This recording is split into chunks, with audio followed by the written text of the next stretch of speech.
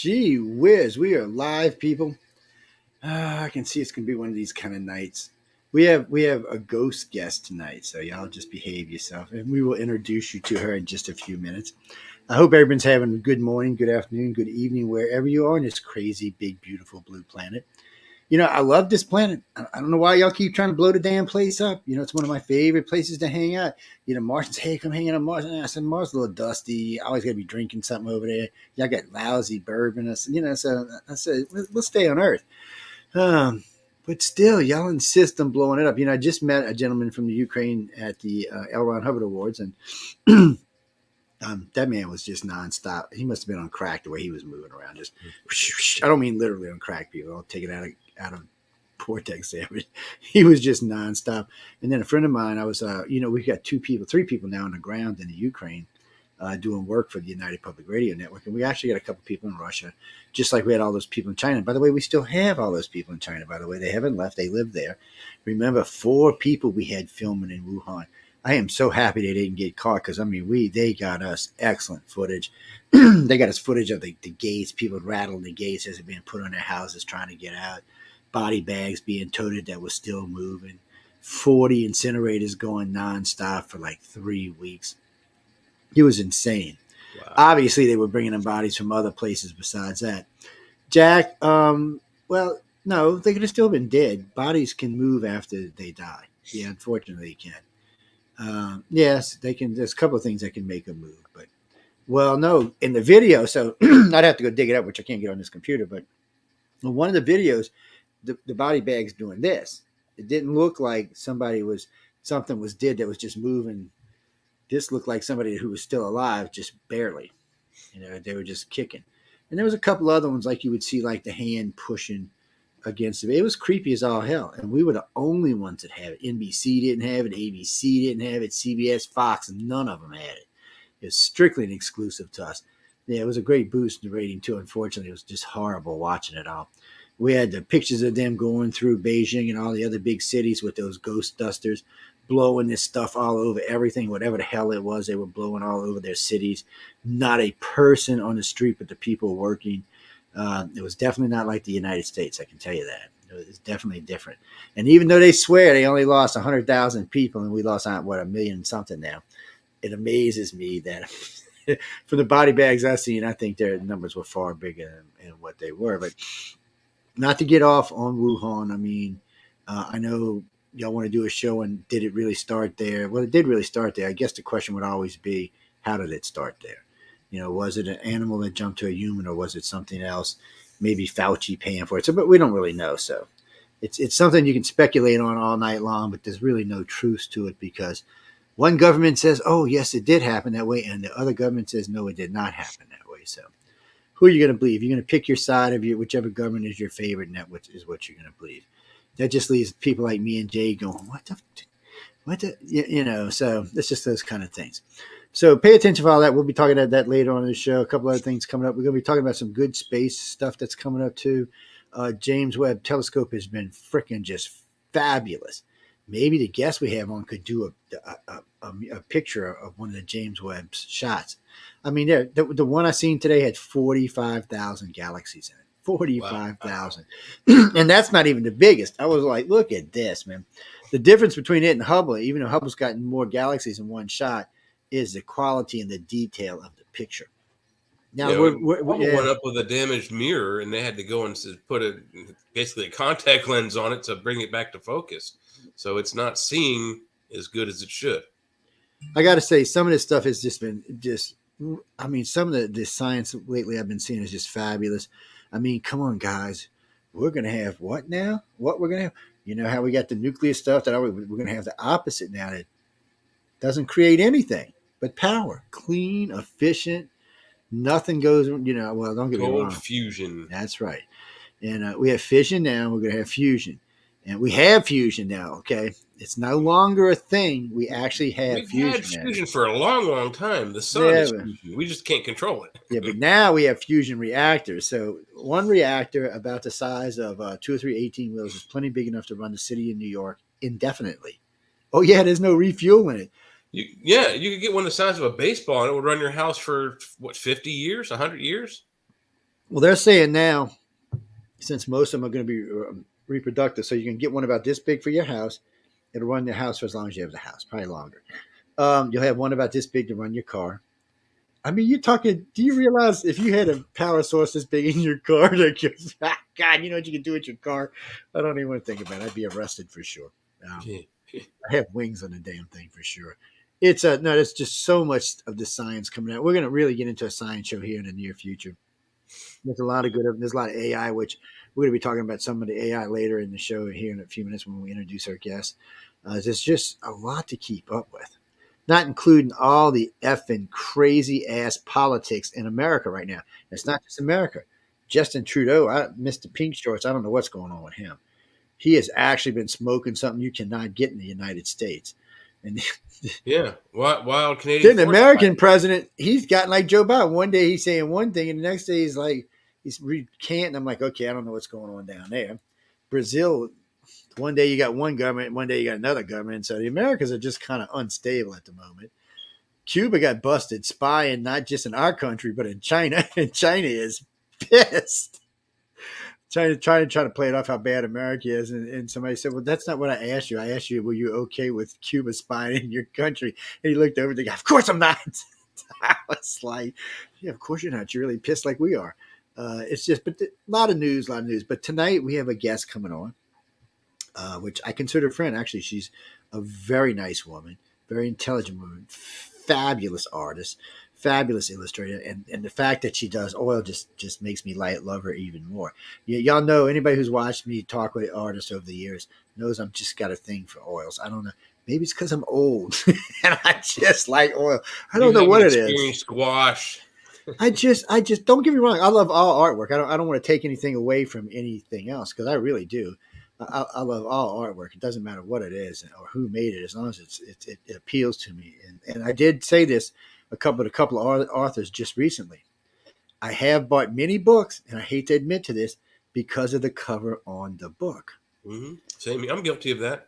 Yeah. So the problem with that is sometimes I have been really like thrilled, and sometimes I've been like, oh my God, let me throw this thing in a fire. But our guest tonight is Echo Chernik. Echo is just, like I said, a fabulous artist. He's also one of the big dogs over at Writers of the Future. Okay, one of the judges. They came out wrong. One of the judges over at L. Ron Hubbard's Writers of the Futures and Illustrators of the Futures, and she gets. I should say this backwards. They get the privilege of working with Miss Echo the entire time, the entire week she's there. All of these winners, which is 12. Sometimes there's some little other stuff gets drug in there. And she gets to teach them. And let me tell you what, she's taking her time. She's coming down from, she lives up there in the northern part of the country. I'm going to say where. She can tell y'all where she lives. And she comes on down to Los Angeles like the rest of us. And she teaches these people because she's paying back, I guess. I don't know. Echo, welcome to the show. Maybe you can explain why your ass goes down there all the time. Hey, Joe. How's it going? Thanks for having me on. No, you're fabulous. It's I'm telling you, she is really one of my favorite people. Go ahead. I'm sorry. Your question about the oils. I think it's the smell. There's nothing like the smell of an oil painting. I don't know if you've ever really just gotten in there and I don't know. oil painting. I've used oils. I like the smell of it. Now that you say that, there's many old galleries down in the quarter. That's all they really have, and all these pictures are 75 years plus old, and they're all oils. And God knows who painted it. I found was it Larry Hatch, the Devils and the Angels, was one of the Mardi Gras posted pictures, and I got it for $750. I ain't even going to tell you what I sold it for. Well, he's a passed away artist, and he did, I think, 10 of the Mardi Gras series posters, and I just stumbled across it. I said, well, what is that? I know damn good and well the artist, and I knew the picture because I knew the poster, and I was like, well, I don't know. It looks kind of ratty. It's dirty. It probably had 5,000 layers of dust on it. It's been sitting back there for at least 20 years. And the guy said, the name is familiar. $750. No, he said $950. I said $750. He said, I can do $750. He wrapped it up, had it at my house before I was there. It went to auction. I don't even want to tell you what it's sold for. All I will tell you is I was very, very, very happy. Because I couldn't keep it in my house. It was way too big of a picture for him. Don't get me wrong. We have big pictures in like the gallery part of our house, but nothing like that. That was huge. I mean, it had to be 6 feet, 7 feet tall, probably 3 or 4 foot wide. It was a big ass picture, and that's what he based his posters on. So there's 9 or 10 other ones floating around. If you could get to a collection, it'd probably be worth a small mint. But anyway, Cool. I know Echo paints and all this because I've seen them. I do. I work in everything. I work when your city becomes safe again, I'm gonna come up there and see you and see my these city's things. awesome. Oh no, it's not safe. It's not. It's dangerous up there now. I got other friends that live there and tell me, "Oh, Joe," he said, "Be sure you bring your gun when you come up." I'm like, "What?" It's one of my favorite places I always want to go, and he tells me, "You should bring your gun." I'm like, "Get out of here!" Because don't get me wrong, people, I do carry my gun in New Orleans. I don't carry it in the suburbs, but I do carry it in the city. And it's probably saved Bellingham, which is about an hour or so north of Seattle. Oh well, you're in the calm, sweet people. Are you up there with the hippies? I'm up there in between. You go from Seattle and you go towards Canada, and then you stop at the major town before you to go to the restroom before you have to go to Canada, and that's where I live. So you basically saying I'm Canadian? Oh, I got you. Okay, Canadians don't even start tonight. Don't even start tonight. We got a lot of Canadians listening to this network because we got a lot of DJs from Canada. Yes, we do. We got 7 or 9 DJs. They come down to my Canada. gallery a lot. I have a gallery in Fairhaven, and I get a lot of Canadians that come down. So, well, we got a pretty big audience in Vancouver and BC and all around there. And then one of our shows, Spaced Out Radio, is hosted out of Vancouver, I believe, or is it? Yeah, I think it's Vancouver that they're based out of. So, so because they do local commercials, local pubs and stuff like that. But it's, but I know because they talk about coming down for conferences and stuff in Seattle and down in as far as Portland. Yep, they got to drive right by me. Yes. So. And, but they're doing like usually paranormal stuff. I think that's what he's doing these days. Usually, is paranormal stuff.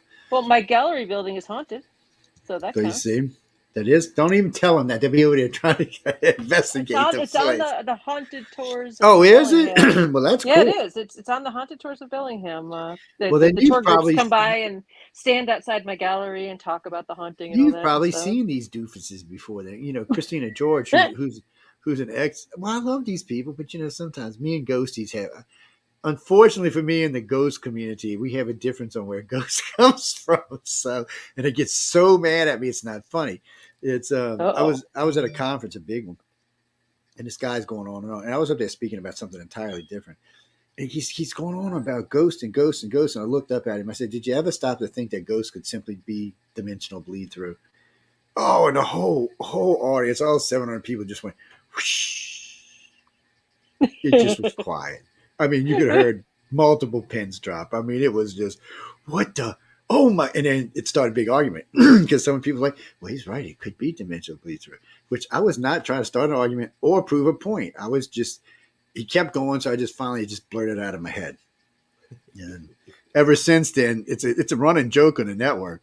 If I'm on with like Michelle DeRoche and them, she'll go, and let's not forget Joe's dimensional bleed through when she's talking to the guest. But it's just as plausible explanation as ghosts walking around your house. And in a way, it's kind of the same thing anyway. It's just from another dimension. Maybe they're still alive, or maybe it's just energy. I have no idea. I live in New Orleans, which is the whole freaking place is haunted. So that they tell you'll be standing down. So this was, oh God, I'm old now. So this was about 30 years ago. I was down there with a group of friends from out of town.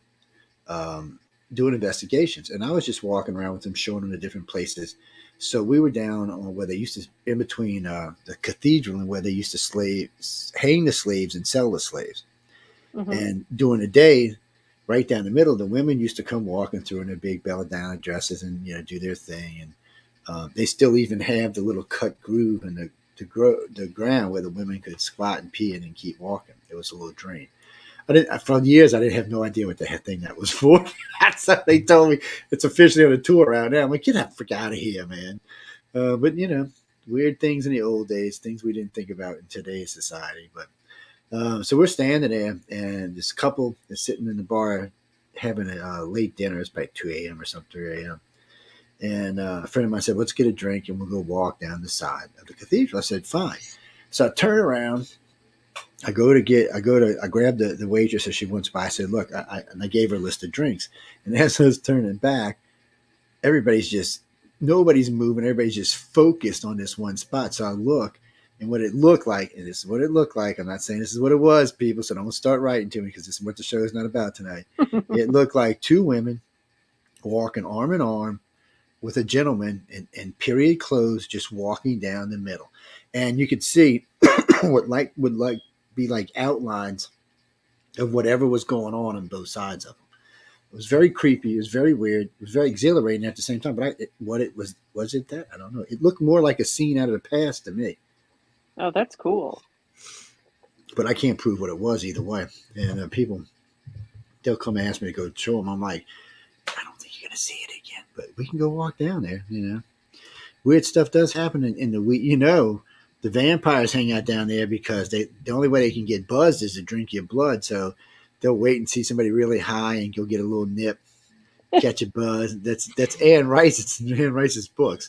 It was like, what? I live in this town sometimes. I'm like, where's this stuff coming from? But anyway, so how was L. Ron Hubbard's Writers of the Future, Illustrators of the Future this year? It was great. I got to remember I got an Illustrator on, so I don't want to get in You trouble. have to add. Don't forget the illustrators. We're the reason you buy the book in the first place. Yeah, that's who I hang out the most with is y'all. So I better shut up now before I get in trouble. It's the awesome cover art that makes you buy a book. You were talking about how sometimes you buy a book and then Yes, it's the awesome art that makes you buy it, but then it has to be good writing inside to make you keep buying That's it. true. Which is Not good about the necessarily, because anthology. if you don't read the book, you won't be disappointed. You still have the cover to look at. Now we're gonna show you some Echo's work in a minute. This is actually Tom Wood's work here. Is that the same thing as in the background? Yeah, cool. Yes. So he's evil, and he always is a bad influence on me and Echo. Tom, he's a bad influence on us. That's true. He is, but in a good way. Yeah, did he make you drink too much scotch or something? What's the deal? Oh, he's just bad influence. That's all I can say. After that, I got to plead the fifth. But whatever goes on awesome. stays there. Yeah, he's a lot of fun.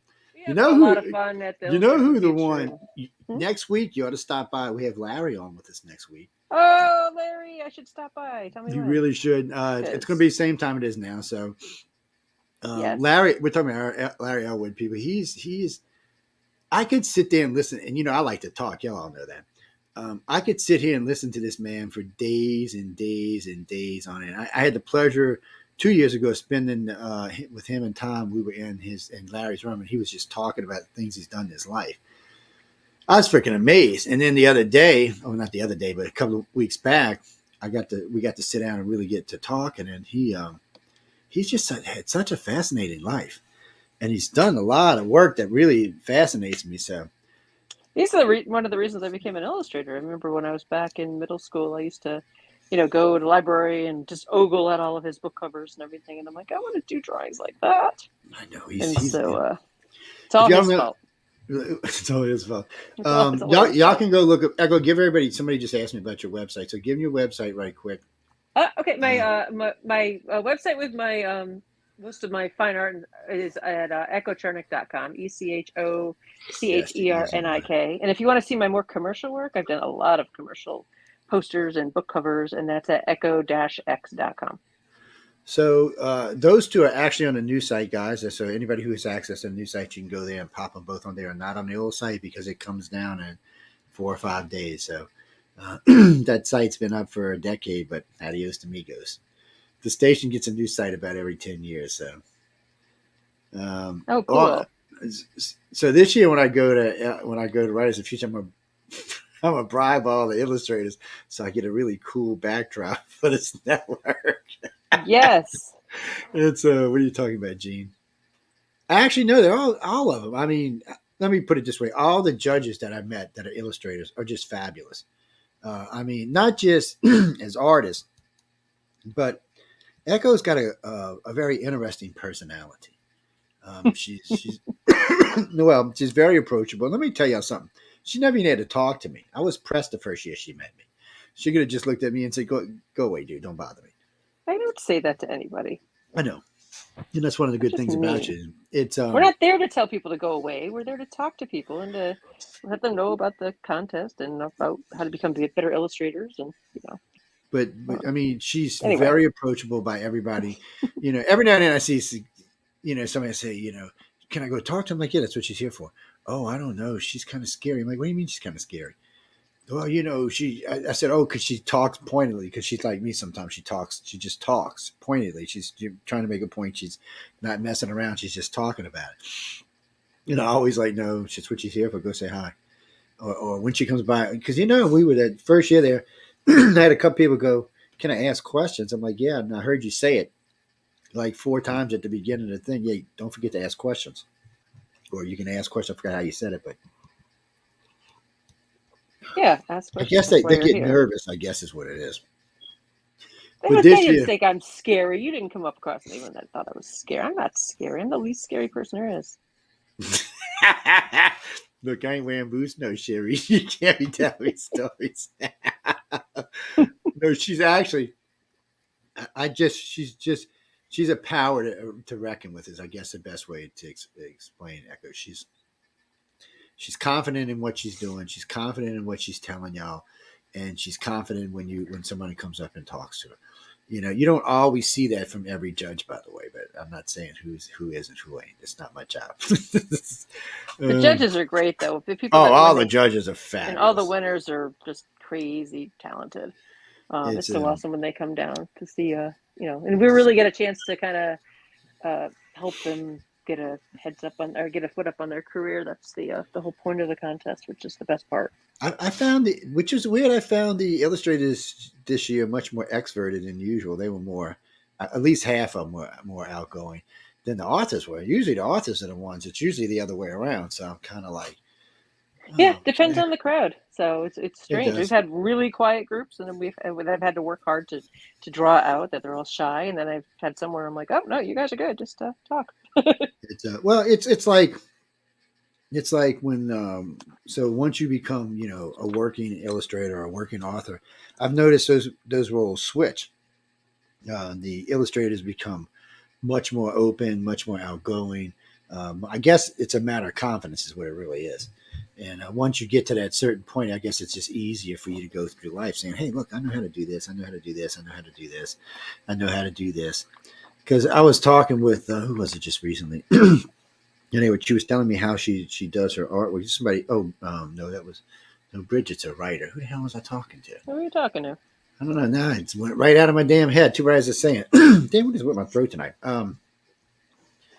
Goddamn, who was that? Now I'm going to have to go find that damn show and see. But anyway, we were just talking, and she said that was always her problem when she first got into illustrating. She never thought her work was good enough to send in anywhere to try to win or go get a job doing it anyway. And she said, I think she said her mom or her dad, one of them went and sent a bunch for working, and she won in 2 different places. That's like, well, you see, it's like anything else. If you don't try, you can't win. Exactly. That's the problem with a lot of artists is that they're shy about sharing their art and just enter the contest. No one else sees it, so just enter the contest, and even if you're nervous about it, worst case scenario, you don't win. So enter next quarter. Yes, Jeffrey, I'm going to enter my stickman this year. Enter your stickman. Sorry about that. That's the new puppy. No, we got a puppy. Oh yeah. Yes. I'm going to enter my stickman. Let me go take him upstairs. Okay. Yeah, I'm going to enter your stickman. Yeah, I'm going to enter my stickman with a shield and a cape. And I'll probably get sued by Marvel. You can't tell me. I have to judge. I take pride on judging very blindly about things. So it's a friend of mine goes. We were talking, and he's been trying to do art his whole life, and we were talking, and he was telling me stuff, and I was telling him stuff that I've learned from y'all, and he's like, "Damn, Joe, you really know your stuff." I said, "No, they really know their stuff." I said, "This is just stuff that I've picked up from listening to them talk." He said, "But you understand it." I said, "Sort of." I said, "Let's not get crazy." I said, "I understand because they explain it in a way." And, I meant this, and I said this year when I was standing with a group of illustrators. I said, if they can make me better as an artist and understand this, they can change anybody. I said, because let's just be honest, people. I'm stick man. That's, you know, and they all started laughing. I said, but it's true. I said, I can draw a much better stick man now, and I can even shadow the damn thing. And they were laughing, but you know, but it is true. I did pick up a lot from y'all. Good. That's the whole point. We love having you hang around. Yes, and I talk about it all the time because we, you know, when we're doing lectures in different places, for some reason now, starting last year, doesn't matter what I lecture on or where it is, somebody always asks me about y'all. Always. Good. And it's all, and they get the same answers back all the time. So, and then to one guy, he goes, well, I'm a pretty good author. I said, well, submit. He said, well, how do you win? I said, you submit. I said, you can't win. I said, you can't win if you don't submit. You don't play, right? And the teacher was laughing because I was repetitive. I said, you know, about submitting about 12 times in a row. He said, oh, you've been doing this for a while. I said, yeah. And I said, and I want him to understand you can't win if you don't submit. And then one guy says, well, I heard somebody had to submit 30 times. That's 30 years. I said, no. I said, you can submit 4 times a year. Oh, really? I'm like, yeah. He was all happy. He couldn't get over himself. And every time you submit, you just make a goal for yourself. I had a couple wanted to give me some artwork. I said, no, I can't do that. I said, it doesn't work that way. You have to submit it. I said, you have to go over to Galaxy Press. I'm sorry, wrong one. writersofthefuture.com and submit it. I said, there's nothing I can do for you. I said, you can't even give me money to bribe anybody because it just doesn't work. Why did they want to give it to you to submit? Well, because I was just there. And they knew I was gonna. They knew sooner or later I was gonna be talking to y'all. So they were like, and they're like, I was like, and I also said because I'd given them your web address, and I didn't give them your email, but I gave them your web address, and I said, look, you can go over there and find and talk to Echo about it. I said, but really, go over to the website and submit. And you can submit if you're one of the rare people that don't do anything with the internet. You can mail it in if you have to. So just so you know, that option does exist. Yes, it does exist. I don't know what. Obviously, doing it online. Yeah, I know. Doing it online is easier, but if for some reason we get entries from all over the world, which is what makes it really cool. What was it? Gorilla Glue. What kind of nick is that? I mean, really, I ought to throw you out of the room just because you got a nick called Gorilla Glue. just because sometimes I look up and see these nicks and they just throw me off guard. Yeah, you can submit Galaxy. So I'm sorry, I keep saying GalaxyPress.com. That's where if you want to go buy something, that's where you go, GalaxyPress.com. John Goodwin's the president of Galaxy Press, but writersofthefutures.com is where you submit. And if you want to take the free writers course, it's there as well. They kind of give you an idea of how the contests work, what the rules of the contest are, and things like that. Yes. And definitely buy the anthology because the anthology just came out. Yes. And yes. Like I was saying, the cover art sells the books, but the inside is what keeps you buying it again. And every single year, there's always like amazing stories and amazing art in it. So sorry, we had non-humans knocking stuff over back there. That's a friend of mine's got a book out about Rendlesham Forest in the UK. The one over there, what is that one? The Dark That Begins. That's one of the winners of was it the year before last? Oh, really? It was Steve Penanzis. I'll have him on pretty soon, but he won. So he gave me a book while he was there, and I got Wolf's book coming as soon as he puts it out. It's coming as too. Well, people, these are just and then people. Laz finishes his book, and Laz is Laz and I already talked about it. So when his comes out, I told him just send me one. So I try this, and this works for the illustrators too. Illustrators don't seem to take advantage like the writers do. But almost all these books back here, they rotate out, and these are from people who are authors that we're familiar with, either from Writers of the Future or friends of mine or people that I've met over the years that need a place to try to sell their book. So we put them there. But I tell them, because we're getting ready to change this background around, so if the illustrators start sitting in, we'll just hang stuff back there. Well, I didn't think you would mind. I'm sitting here while I'm talking on the phone with these. I'm drawing remarks, such little drawings in my my newest book that I have. I'll put it. It'll go right there. It'll go right next to that one because these two are coming out pretty soon. All my black and white drawings. So. And yes, stop beeping me, people. You know I'm on the radio. Jesus. Yes, Carol. Go ahead. No, you go. Oh no, she was just asking about Roku. It's nothing important. You were talking about non-human forces, and I know you were going to bring up the delightfully controversial AI subject. So Oh yes. Before we get into Echo's art, people, this AI is okay. So I said this a while back. Jeff Weiner turned me on to this about a year ago. He was on the network, and we're just chit chatting about his book and other goofy stuff, and then he just throws this into the mix. I'm like, what the heck is this? And we got, you know what? I'm not kidding y'all. As soon as I got off the air with him, I called John Goodman and said, what the bleep, bleep, bleep, and bleep, bleep, bleep, and bleep, bleep, bleep is this? Because I was pissed. Y'all got to remember, I'm not even an author or an illustrator, but it pissed me right the hell off. And so I was like, well, Joe, calm down. It can't be copyrighted, blah, blah, blah, blah, blah. So what we're talking about is they have software out there now. Well, you can call it whatever you want. You can call it an algorithm. I don't really care. It's still the same thing. That you can give it a description of something and it will create it for you. You can give it colors. It'll do its own thing in the beginning, whatever tones it thinks it wants in colors and whatever. And then you can go back and tell it how to adjust itself. It's really cool. But my biggest problem with this is I'm more worried about a bunch of the small businesses in the United States, not just the United States, but around the planet, start using this for all their generated artwork. Unless it's something they want to copyright, I can see a lot of people doing this. But with big companies, it's going to be different. And that's what Echo and I was talking about before we came back in. Do you want to be the one who pisses off your illustrator? What do you think? The problem is the AR art's really good, and that's primarily because, I mean, you are what you eat. That's the easiest way to say it. Is that it's learning from all the illustrators and all the art that's out there, and it compiles it in it.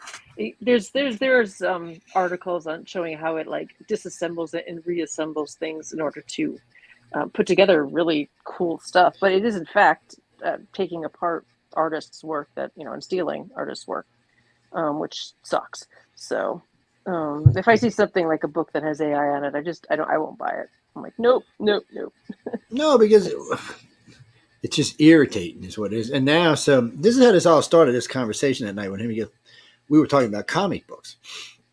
He goes, I'm going to make a comic book for you right now. I was like, what are you talking about? He said, watch. So we talked, I gave him like a paragraph about some BS, whatever. I think it was some sci-fi stuff. Not only did it write the story, but it made the little balloons and put the story in, and it created the artwork. It made a full out comic book from start to finish. And I hate to say it wasn't that bad. Yeah. I was stunned. And then it really pissed me off. I felt sorry for John that night because I was pissed. I'm like, John, I don't know how we're going to take care of this. And I said, I know with the illustrators, a lot of times there's layers of work. So sometimes we can do that. I said, but not all of them do that anymore. Some of them are doing on pads and stuff like this. And I said the same thing with the authors. I said, how are we going to know what the authors are writing? So now they're looking for a way to, check for the algorithm and stuff, because really and truly, no one deserves a win if they cheated. Let's just be honest about it. Plus, I just have too many friends that are in the writing and illustrating business. I don't want to see them. And it's a tough business. People, y'all don't know. Don't get me wrong. There are a lot of big, rich illustrators out there, but it's a tough business. It's not like y'all think it is. You might be the great one who gets filthy, stinky rich. Or you might be the one that's going to work your entire life doing good work. And who judges that, right? The person who hires you. Echo has fabulous work, yes. All the illustrators I met at the Writers and Illustrators all had fabulous work. The only one I haven't had on the network so far is Dan DeSantis, and I'll get him DeSantis. I always want to call him DeSantis. I got to watch that. I'm making him governor, man. Damn. He's going to be governor of Florida, thanks to Joe. But he's the only one who hasn't been on. But him and I have talked extensively and things. And he was sharing weird mojito drinks with me this year. I was like, what is this nasty thing you give me?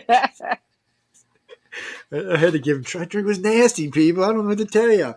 I like trying to do craft drinks. I'm not lying. But sometimes I'm like, they're nasty. They're just nasty. He had a big deadline last year when he was at the show. And this year he actually got to enjoy it a little more, which was nice. Yeah. Well, he wanted to stay an extra night, and he was, and then I don't know, something changed his mind, or he got sensible when he went to bed that night, because he had said something to me about it. And John, I was having drinks with John and Emily, and I asked John about it. And John said, "Well, sure, I can arrange it for him to stay an extra night." So he called Dan and told him. He called Joni actually like at 1:30 in the morning, And Dan's go, you got pull. I said, I ain't got pull. They just like you. I said, you got the pull. I was just the one that mentioned it. I said, it They got work. nothing to do with me. The Galaxy Press folks work really, really hard to treat the winners and the judges really, really well. Well, I like all of y'all. So this is a lucky thing for me. Don't get me wrong. I've worked groups like y'all before. And a lot of times I really don't like a lot of the people I meet. And a lot of them are really, really snotty. And then see, But what do you really think? But and it makes me really snotty when they do that, because one guy's telling me, I said, dude, don't even start with me. You don't know my background, where I came from. Just stop, because I'm gonna make you look like an asshole. So just stop. And I remember this clearly. We were in New York, and a friend of mine walked up behind me and said, dude, stop. You don't know Joe. Joe is a mean SOB. Just stop. You're gonna regret it if you don't. And he looked back at me and he said something to him, and I mentioned 2 names to him, and he just walked off. Because, well, we have everybody, I got a research team. I have everybody researched out. Yeah. And that's what they do, And if they find anything funky monkey, then they tell me, hey, look at this or look at that. And they do other research for me besides that. I've been lucky in the fact that I've always had a big research team around me for different things. And they like to take good care of me. Matter of fact, my station manager is very protective of me. She's mean as hell, man. Damn. We're not mentioning no names. Michelle DeRoche. No, she's a sweetie pie.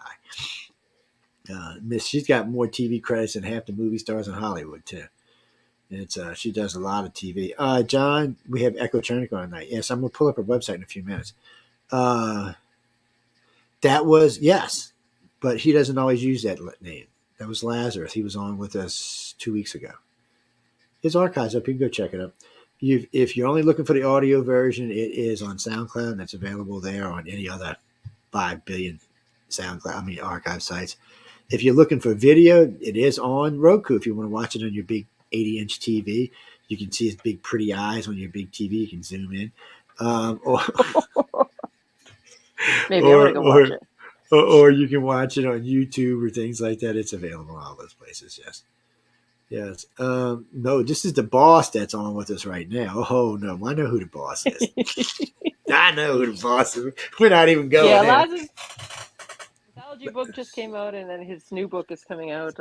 I'm cracking the whip. I'm like, finish the book.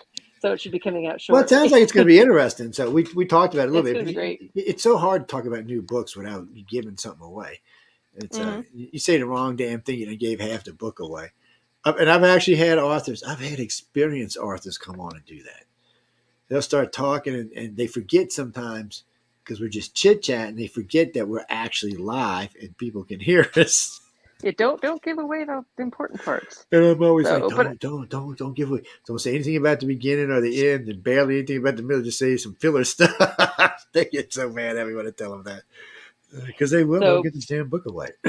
But I wanted to get, because this is his first book, and he just decided to finally just self-publish it. I wanted to make sure that it had a good cover, so I hired and art directed an illustrator specifically to do the cover for it, and he was so excited. And so that'll be out at Gen Con. The cover is so important for the book, and I wanted to make sure that I used an artist that you just could not mistake for AI. I was like, nope, this is actually a lot of work and time was put into making sure it's awesome. Well, I know him and I were talking about some of the places he was going, some of the stuff he was going to be into. Mm-hmm. He sounds like he's going to be doing a lot of traveling. Yep, he does that during the summer. He's going to be, we'll be at San Diego Comic-Con and at Gen Con in Indianapolis and at Dragon Con. And I'm going to be flying down and meeting him there. I'm going to be at keeping the gallery up here, doing more work. Yes. Well, so Denise, no, they have a gallery in their hometown where they live. Yes. So somebody got to be there. It's in Fairhaven. Do y'all want Fairhaven? We could talk about a place called Fairhaven, but we'll go into something else. Will one of y'all going to go volunteer to run the place while they're traveling? Yeah, I bet. Look, y'all some bad audience tonight. I don't know what's going on.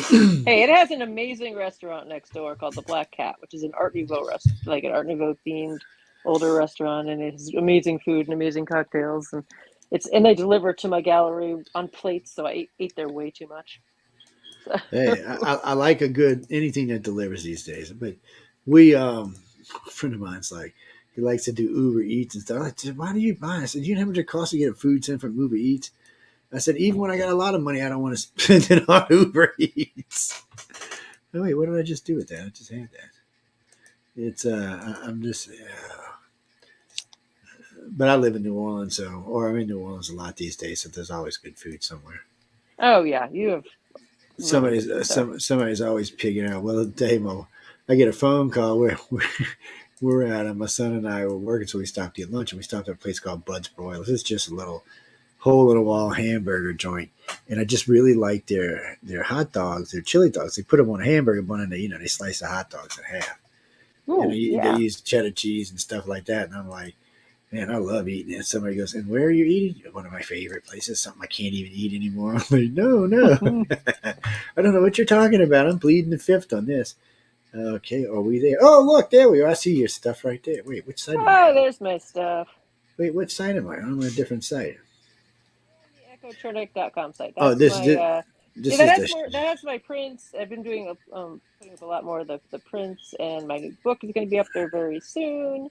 And if you want to see my commercial work that's for different companies, you go to echo-x.com. Okay, This look at this hot little thing, man. Meow. All right, children, go to bed. That's not even the sexy I'm stuff. just saying. I know we're not into there, sexy but stuff. children, go to bed before we get anywhere like that. You're too young to Go be to my looking at this Patreon stuff. if you want to see the sexy stuff. It's patreon.com/the Excalibur Project. THEXCALIBER. I'll have to go. Then there's the sexy stuff. I don't know. It's pretty damn sexy. What do you think, Jay? It doesn't suck. It's really good. It doesn't suck. Why, thank you. I'm thinking I need a little sip of this coffee down here.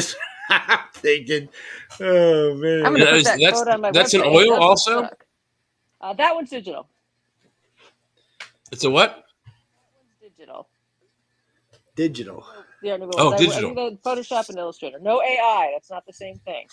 It doesn't take any less time to do it digitally than it does to do it in oil paint. I just love the use of colors on this thing. I lost where I was at. It's Janine, y'all can see. Well, this is just I've seen some of these before. That's for Ballet West, the Nutcracker, in Salt Lake City, Utah. A little heathen child. Oh my God, we need to move on from that. People, I'm just saying, little heathen children. No, here's the sexier stuff. That's for my Patreon. So what is it? It's 10 o'clock. We're good. It don't matter what they can. They're not in bed. It's mama's problem. It's 11 o'clock here, so you're good. Yeah, it's nothing more than you'd see in Europe, unlike it's McDonald's. Not anything any more than you'd see in New Orleans. I mean, just walking around downtown. Wait, hold on, y'all. Hold on. I'll move this over in a second. I gotta move this over and move this over. Oh, damn! Now I'm put the crazy girl up there. Which one are you putting up next? No, it's just when my screen came back up, I seen what's her name's face over my face. Okay, let's go here. See, look. Yeah, at that this, one. Man. I had that one in the Seattle Erotic Art Festival a couple weeks ago, and it did really good. I sold that one. Yes, I'm thinking this one's R-rated. It's R-rated. It's R-rated, man. Nipples. The reference I used was men nipples, and put those on. All right, we'll do PG-19. PG-19. That I guess so. We'll do PG-19. Well, for movie ratings, if it wasn't showing the crotch, it would be PG. But there's a crotch in there, so it's R. See, people, it's R. So if little heathens are under 17, go to bed. And the bitch part of it is when I see this picture, especially when I blow it up like this, the face just, she did it the way it just looks like it's somebody. photorealistic, really. Yes. Well, to me, it just looks like somebody. Did you use the model for this? Yeah, I used the model. That model is, her name is Charlotta Champagne. Can't talk. Charlotta Champagne, and she's in Los Angeles, actually. And I arranged I was wondering because it was Carlotta. Can't talk today. Because you really captured her face, really. Well, you captured everything really well. We're just talking about her face at the moment. It just because every time I looked at her, I'm like, wow, she's like somebody I know, or I feel like I've seen her. She's an awesome model to work with. She's in a couple of my pieces, the Tequila Cthulhu one as well. So, So do these models get paid extra because they can stay in one place for a long time? Well, I shoot reference. I shoot reference from, but Oh, okay. and I usually I don't work just from one picture. It's a bunch of different. I shoot a whole bunch of different reference, hundreds of pictures, and so Carlotta posed for me for a couple hours, and then I use those as a base for my drawings. Then I do the drawing, and then I paint them, and I have a Cintiq that I paint right on the monitor that I paint on. So it's not actually a photograph; it is a painting. It just happens to look photorealistic.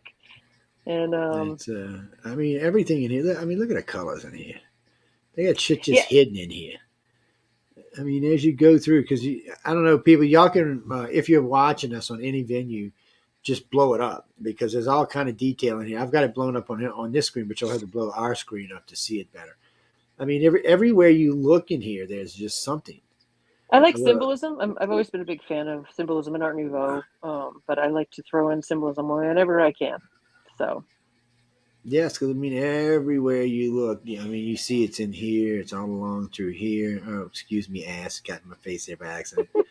It's but I mean, there's just. I mean, even what you've got on her back and on her arm. I mean, there's so much stuff going on here. Well, see, this is kind of art I like. People, I like art that I can look at it, and when I look at it again, I'm like, oh wait, I didn't see that. Or I look at it again, and it's like watching an old episode of Star Trek or something. You're like, wow, I didn't see that. Where the hell did that come from? Or listening to a favorite piece of music, and then you hear a lyric you never heard before. Yeah, that's true. A strike. They okay, somebody's upside down here. We'll have to get her. Yeah, it's a sexier one. Say, hey, Mama. You're in hey. the sexier stuff here. Well, I think because I went somewhere where it said for sale or shop or something. I'm illustrating for my Patreon. I'm illustrating Maya by Richard Adams. Richard Adams was the author of Watership Down, and I've always loved the book ever since I was younger and much younger. And I've always wanted to illustrate it. And since it's more erotic in nature, when I started doing the Patreon, I was like, I'd love to do that. And then I was like, wait a minute. I'm a grown up and a professional, so I contacted them and the family, and I got the rights to illustrate it, and so it should be released the next year. And I will definitely have to send something for you to put behind you. Oh yeah, definitely, because I'll put it right there because you're one of my favorite people. So I'm doing like 150 different chapter headers in black and white. A lot of the book is black and white kind of name drawings. Of course, you're in all the color stuff right now, but. Yeah. What do you mean, Jackie? Oh, because I've said she is one of my favorite people. I really like her because she's just who she is. I like people who are what they are. Scary, apparently. Yeah, well, yeah, you're scary good though, not scary bad. Scary, adorable. Scary. That's right. Scary good, not scary bad. Actually, no, she's very approachable. Whoever wrote that, I've seen that go by. Go to home on the home button there. Go to the home button. I'm going to home. Yeah, go home. Go home. Go home. Scroll down. Okay. There's Maya right there on the left. You see, that's the link for the book, and then I have the. And I think there should be. I don't know what he's put up there. There's some black and whites up there. Yeah, see this one right here, or black and gold. Might be a better way of saying this. Those have gold foil. The gold foil prints are just awesome. I love how they print them. We don't print those in the gallery. We have those printed out because they actually put the gold foil, and they're really cool looking in person. I was watching somebody do gold foil the other day. I was thinking, Jesus, you got to have some serious patience for this. I was like, because I'd have been gold foiling the walls and shit before I stopped. The only thing I seen just recently that kind of aggravated me a little bit too, because meeting Michael Talbot, Michael Talbot was doing those that art on those walls outside, which I thought was really cool. And down in New Orleans, that's a big thing down here. We like to paint our walls and put stuff on them. I mean, different places. Hell, they even made the prisoners their talent. They let them go paint the walls. But they really do. And then the other day I'm watching this guy with this little laser thing making murals on people's walls. I mean, it was fast. It was good. Whatever picture it would copy whatever picture you gave it perfectly. Wow. And it would just put it on there. And I watched him do a 10-foot, 30-foot, a 30 by 30. I was like, come on, you got to be kidding me. Wow.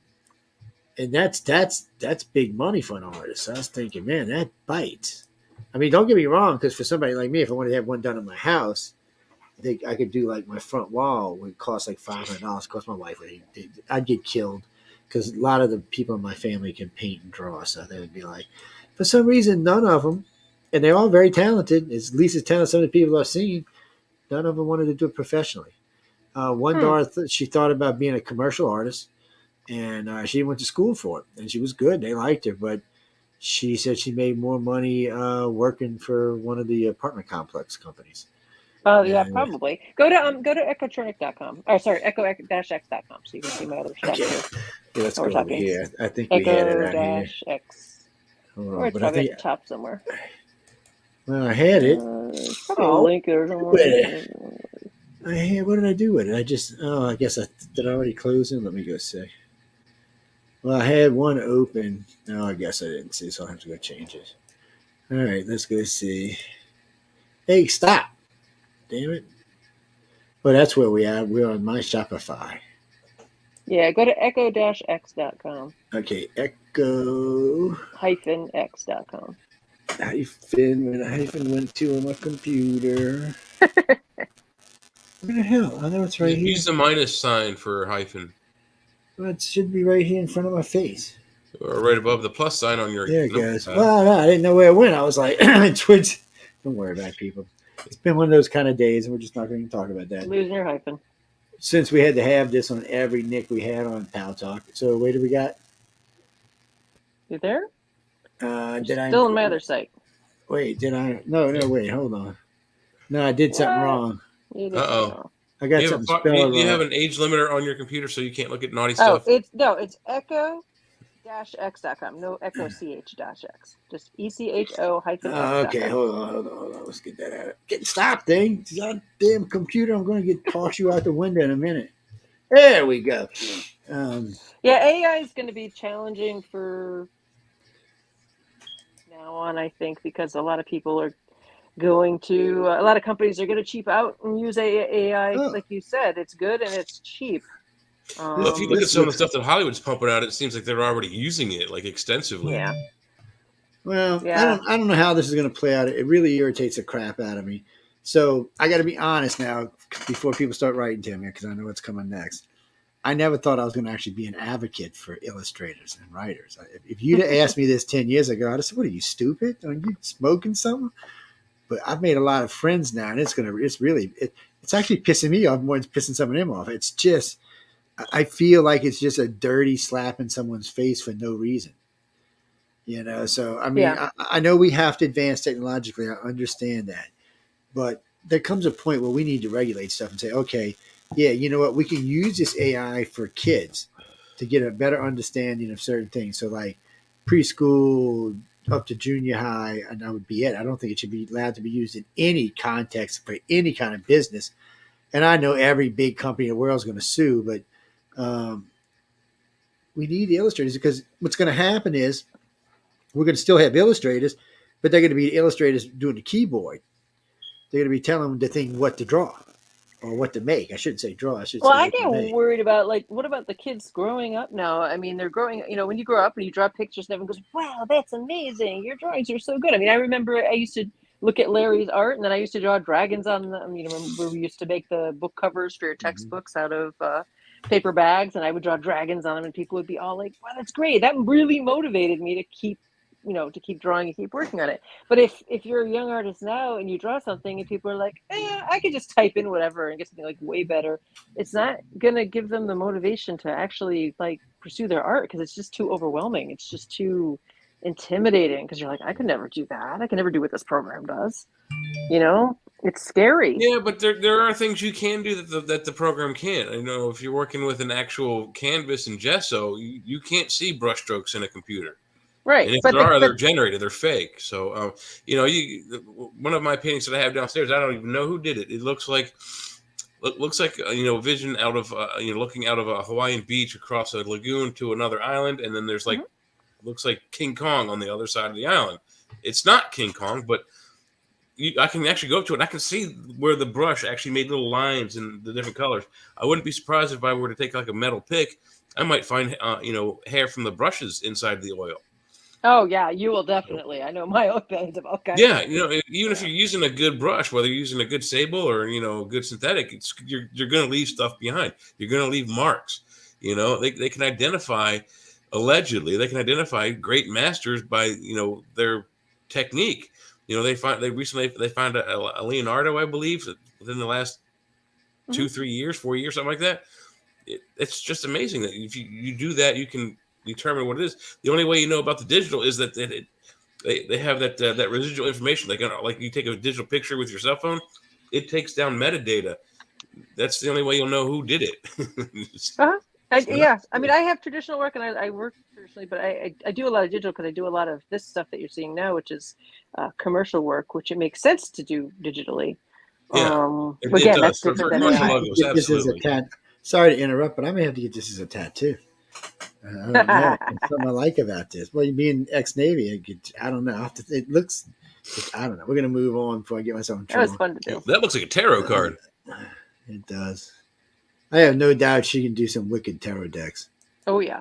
Oh, yeah, definitely. You got the skill there with that plaque we just saw. There's Cutie Pie again. Have we seen these? Okay. Wait, no, we ain't seen these. But just make sure people support artists whenever you get the chance to, because it's going to be extra tough for a while, I think. Echo, where did you go to school for art? I went to Pratt in Brooklyn. Oh, okay. I went to SCAD down in Savannah. I don't know if you heard of that one. Yep. I didn't go to SCAD. I had a full scholarship there, but I just chose to go to New York instead. Oh, you missed out. SCAD's a really cool place. Yeah. No, I know it was one of the ones I was looking at. It was between SCAD or RISD or Pratt, and I decided to go to New York City. This looks vaguely familiar for some reason. Vaguely? Where did I see this at? I might have seen this somewhere. I don't know. Do I have a copy right here? Do you have a copy behind you? I bet you I got a copy back here somewhere. I bet you got a book in that pile somewhere. Well, I got a copy because I had them out the other night because Bridget was on with me and she was in 36 and 37. And but she was pregnant for us, so she couldn't come. She was a runner-up or something in the first one and winner in the second time around. But she was pregnant, so she couldn't come. So she's got 5 kids, she told me. I was like, 5? God, you're a saint. Wow. I have the giant wings from that. If you go back and you watch the Illustrators of the Future, that's 36. The giant wings that are on stage, I have those in my gallery. Yes, she does. I don't believe she does. I mean, we were talking about it the night, I think the night of the gala, the night before. And she was talking about bringing them home with her. I'm like, wow. So yeah, Tom would help me build up something in the back of the U-Haul, and I drove him back. Tom's a good That was fun. That was the year. That's the year I broke my foot right before I had to be on stage too. Yes, I remember that. Okay, this is 37. Yeah, this is 37. So that's not it. That's the second one. Yeah. Yes. What's those green guys, Jay? Which green guys? Oh, the superhero green guys. The Crow or the Screen? No, the Lantern. Oh, the Green Lantern Corps. The Green Lantern? Yeah, so I just mean she's like the female. There's the Pink Lantern Corps, there's Black Lanterns, Blue Lanterns, Yellow Lanterns. So the green ones are the good guys. So told you had a book with that on it. Oh, I know I do. Well, these are autographs, so these stay here. These don't go anywhere. They're just there for people who want to look at them or see them. Like this stack behind me. So Echo, I know at the end of every year that you put out the anthology with all the stories and the artwork, but do they do just a book for just the artwork? It's in the book. I know. I know, but as an artist, I'm not I do video. That's my degree, but I would rather have a book of lithographs of the artwork. Sometimes even I've got a book of what's his name, Boris Vallejo's stuff. And sometimes so they have plaques in the book that show you like his research drawings for the next plaque you see. That would be awesome to do. No, that would be awesome to do. I don't think they've done anything like that yet. I have to bring that up to them. But the anthology they have the color art in it now, which is awesome. So yeah, they have it in the books, and what's nice about it is they're signed by the artist. So they're in the front of the book and they're signed. Like this is which year this is. Okay. Yeah, they don't have the progress pictures though. This looks like some weird old guy trying to scoop up some young girl here, pervert. No, I'm just teasing people. Just teasing people. Before anybody writes to me, I'm just teasing. Oh, this is an autograph version. Where did this one come from? Oh, I don't usually keep them around. I usually give them away. So, but anyway, I mean, every picture that was done at the reveal is in there in each book, and they are signed. They do a signing. It's like a madhouse thing. Books And they're so flying excited. everywhere. It's Oh, awesome. it is. It is awesome. They're So all, so this year, if y'all are on TikTok or any of my other pages, I actually had Emily send me the video of them coming in and seeing the artwork for the first time this year. So that's up. It's actually doing quite well on all the reels. So y'all can go take a look at it and see what it looks like. Eventually, it'll be on a website, so y'all can see it on a website. But it's very interesting. I've seen 4 of them now, and there's always lots of tears going around. It's amazing to me though how well they get some of these stories, and how when the author sees it for the first time, they're kind of like, wow. And since I'm reading the stories and I see the artwork, I kind of get an idea, how close the artwork. By the way, out of 4 years, I have not picked a winner right yet. I'm just saying I am. I don't know who the winner is until they announce just it. don't You even can predict ask me to pick the presidents, winner. but you can't predict illustrators and Yes, authors. I have not picked the president wrong yet, but I cannot. Well, no, like this year, man, I like these two pieces. These 2 pieces of art. This art right here is definitely going to win. Definitely going to win. Not even close. Next time, try Not even reverse the close. one you hate the most. Say that one's going to win, and I'll bet you it does. Well, what was the story that won this year? The one about oh shit, I can't remember now. What the hell? Which story was it? It was the one about oh, come on. See, people, my I knew brain until is. you said something. I know. can't remember either. So it's the Grim Reaper and the Taxman. I can't remember the name of the story, and it is a good story. It's weird, but it's I guess it's worthy of winning. But the artwork on it is guy looks kind of like somebody from Star Wars with the Reaper sword, the Reaper blade. He's awesome. Yes, it is. It's you know what? Do I have it right here? Let me see if I can find it. It's we had a lot of fun with that one. It's over the sketches for it, and, but I read I read the book, and I was kind of like, I went through the stories, and I enjoyed stories. I try to explain to people, because they ask me, is it all sci-fi? I said, no, actually, it's very little sci-fi, and it's more. There it is. Let's see if I can get it up. I've a lot of art direction on that. What I did do is we hit a few things in there. If you look at his tie, he's got 13 stripes on his tie, which is symbolic of the number of steps up to the hangman's noose.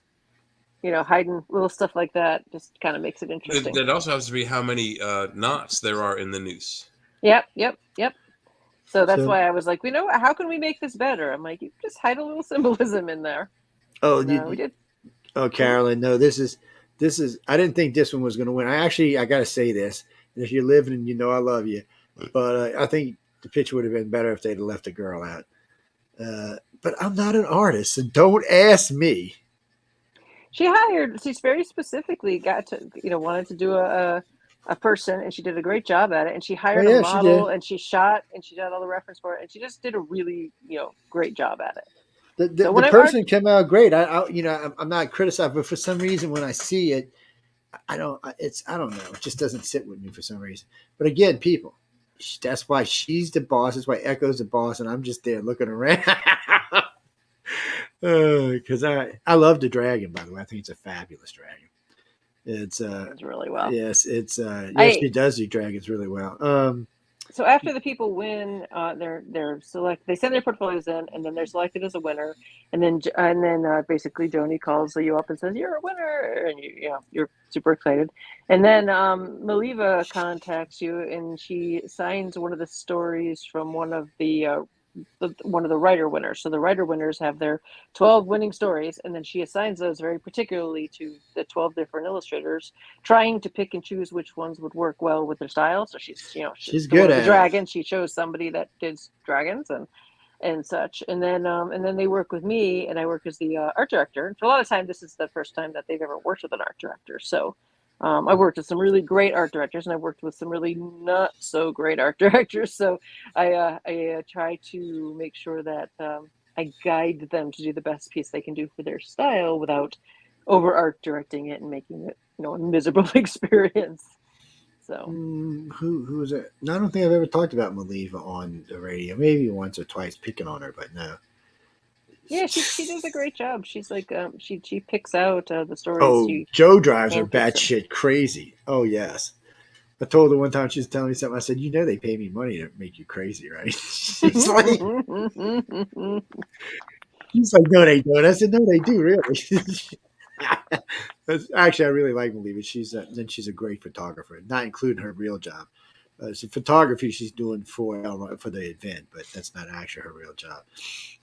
She actually has they just figured out she's really good at it, and so they now she has to do all the photography. Oh, poor not Savannah. Poor Chelsea got stuck doing it this year for a while for some reason. They needed her help. I went in there. I was taking pictures. I said, "What are you doing, girl? Get up here with me." She's like, "What do you mean?" I said, "Come up here with me. You get on this side. I'll get on this side." So I said, "Me and Maliva do this all the time, and then we'll just crisscross behind her." Because what was funny? I've shot with Maliva now 4 years, so I know her height. So when I'm shooting, I never have to worry about her getting in the shot. Chelsea's, Miss Amazon. So I was getting the back of her head and stuff, so I had to watch that. It's y'all don't know who Chelsea is. It would take me too long to explain to you. She's just part of what goes on there. There's a lot of people that make this event happen, not including the judges. There's a lot of other people too. Yes, and I get to aggravate them too. John tells me I can aggravate whoever I want. So, don't ask me why. No, there's a reason. I can tell you why. Because then they're not going to hassle him.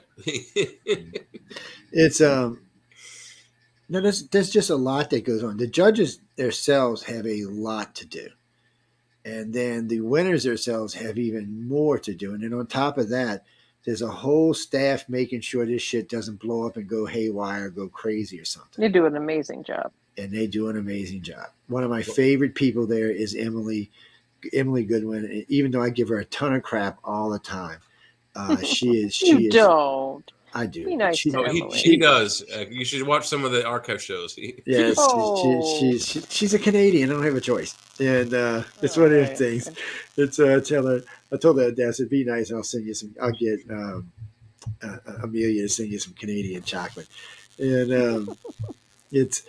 But I mean, she does an amazing job, and then there's Joni. Joni is working her ass. Everybody there is working. I mean, it doesn't matter who they are. John, you see John, you don't see John. You see John, you don't see John. Emily, starting like on Wednesday, is like a ghost.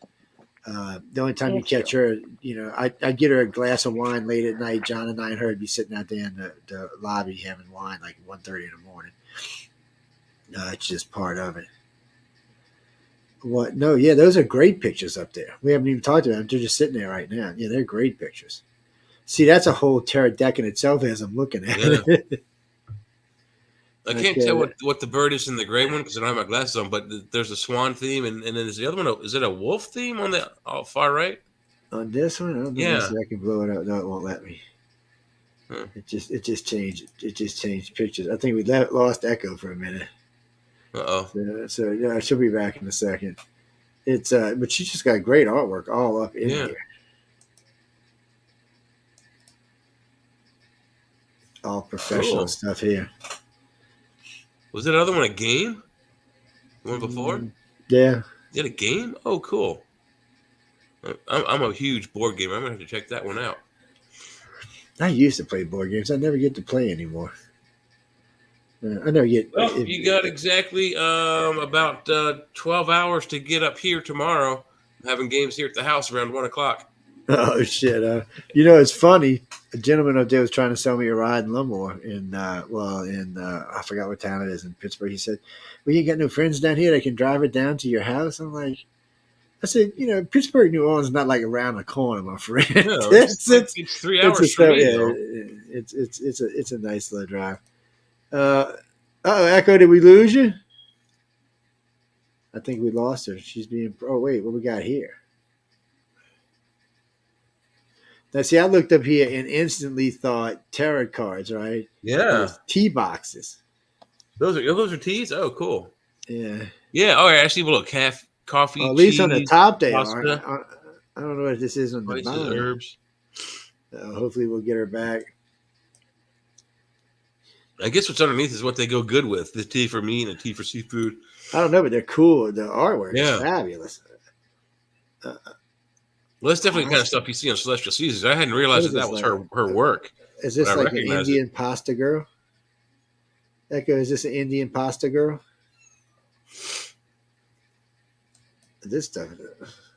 Okay, the plants just threw me off. Botany, yeah, it's like a textbook. I can't hear you.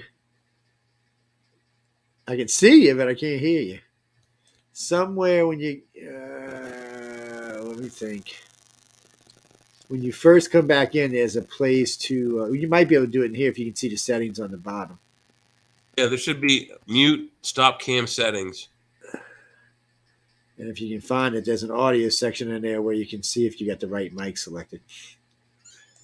You'll see it if you're talking. You'll see the little green slider next to it going if you're in the right place. Good old baby Huey approves.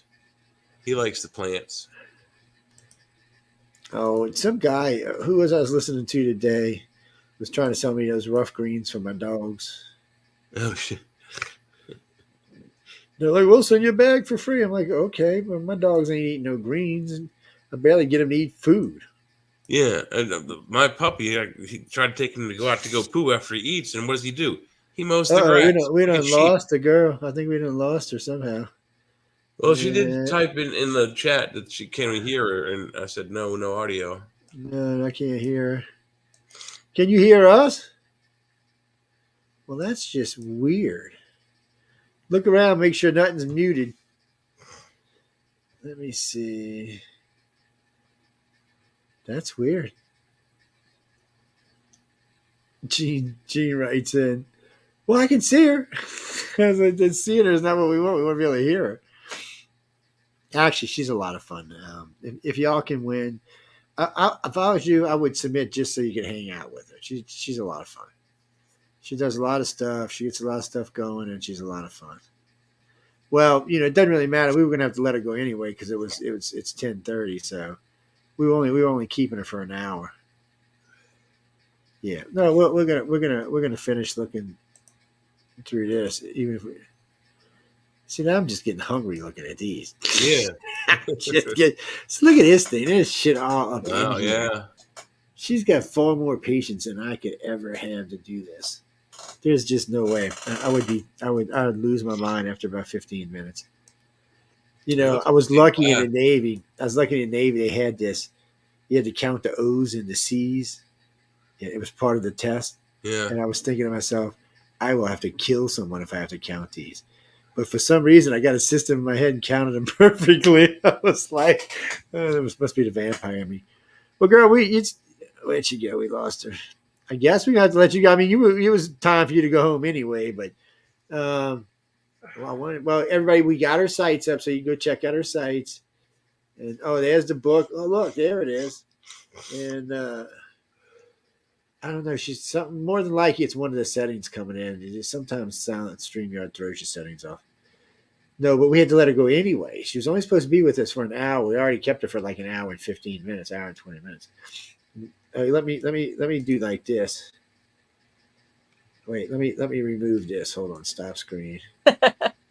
Oh wait, now I got you. Now we can hear. You can hear me? Yeah. Okay. It was on your end. It was. You know what it was? You weren't in the queue.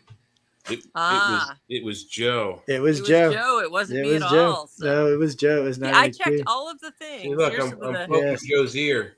Some of the headers I was talking about. It was look. So yes, y'all can see, guys. So, did anybody have any questions about my? Oh wait, you're saying? Oh well, excuse me. I thought you meant I was very pretty. Excuse me. It's dead goat. That's it. It's my dead goat. Well, you know what? Hold on. Let me put you in a different mode so they can see. But nope, that's me. We don't want to see me. Let's get out of here. And going back to pen and ink. Oh yeah, you don't want to see me either. It's I can see her better on this one for some reason. Yeah. Oh, okay. That's like a Capricorn theme. That dead goat. So. Goat is Capricorn, yeah. Yeah. There we go. So I'm going back a lot more to black and white pieces. Partially because AI doesn't really do that well, and that's where I started my career. I'm looking for some more to show. Oh, there we go. Now we got you bigger. Oh, I'm big. I'm huge. Oh yeah, look at that. He's huge. I'm huge. She's tiny, people.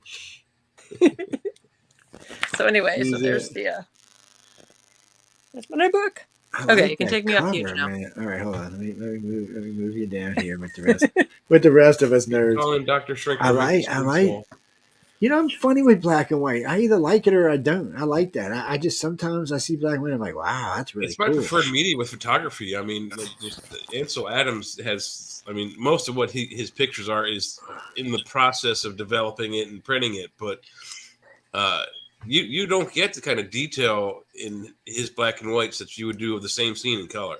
You can't cheat either. You have to understand, shapes, because you can't just be like, I'm just going to fill that in with some color and no one will notice it. Yeah, and the shading and color. You can't get that so much when there's a lot of color in there. Yeah, but people, they don't.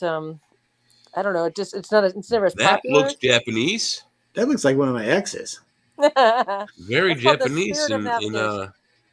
You got European ships with Japanese waves. That's cool. Okay, this looks like one of them aliens I've been talking about just recently. Looks like some Escher stuff or what's his name? Oh, but she's got a yarn basket like made of a rib cage. I want a yarn basket. There is so much stuff going on in here. Well, I mean, if you're going there for a rib cage yarn basket, you might as well go for a rib cage, picnic basket too. That's true. Yeah. But if you actually that piece is digital, but if you printed it out, it would be 20 feet tall. So full size. Yeah. It's like for the side of a building. Yep. It's a huge piece. Was it designed for a building? Hot Topic originally years ago. There we go. Did you design it to be put on the side of a building, or is that just no? They were going to use it for Hot Topic for a really big presentation, and then they just didn't, which happens all the time. Whoops, just let me go back for a minute. Shame on them. I know, because there's a lot of stuff. This is great. I mean, there's great colors in here. As you look, and when you first look at that basket, if she wouldn't have said it's a rib basket, I'd have probably looked over it 3 or 4 times before I noticed it.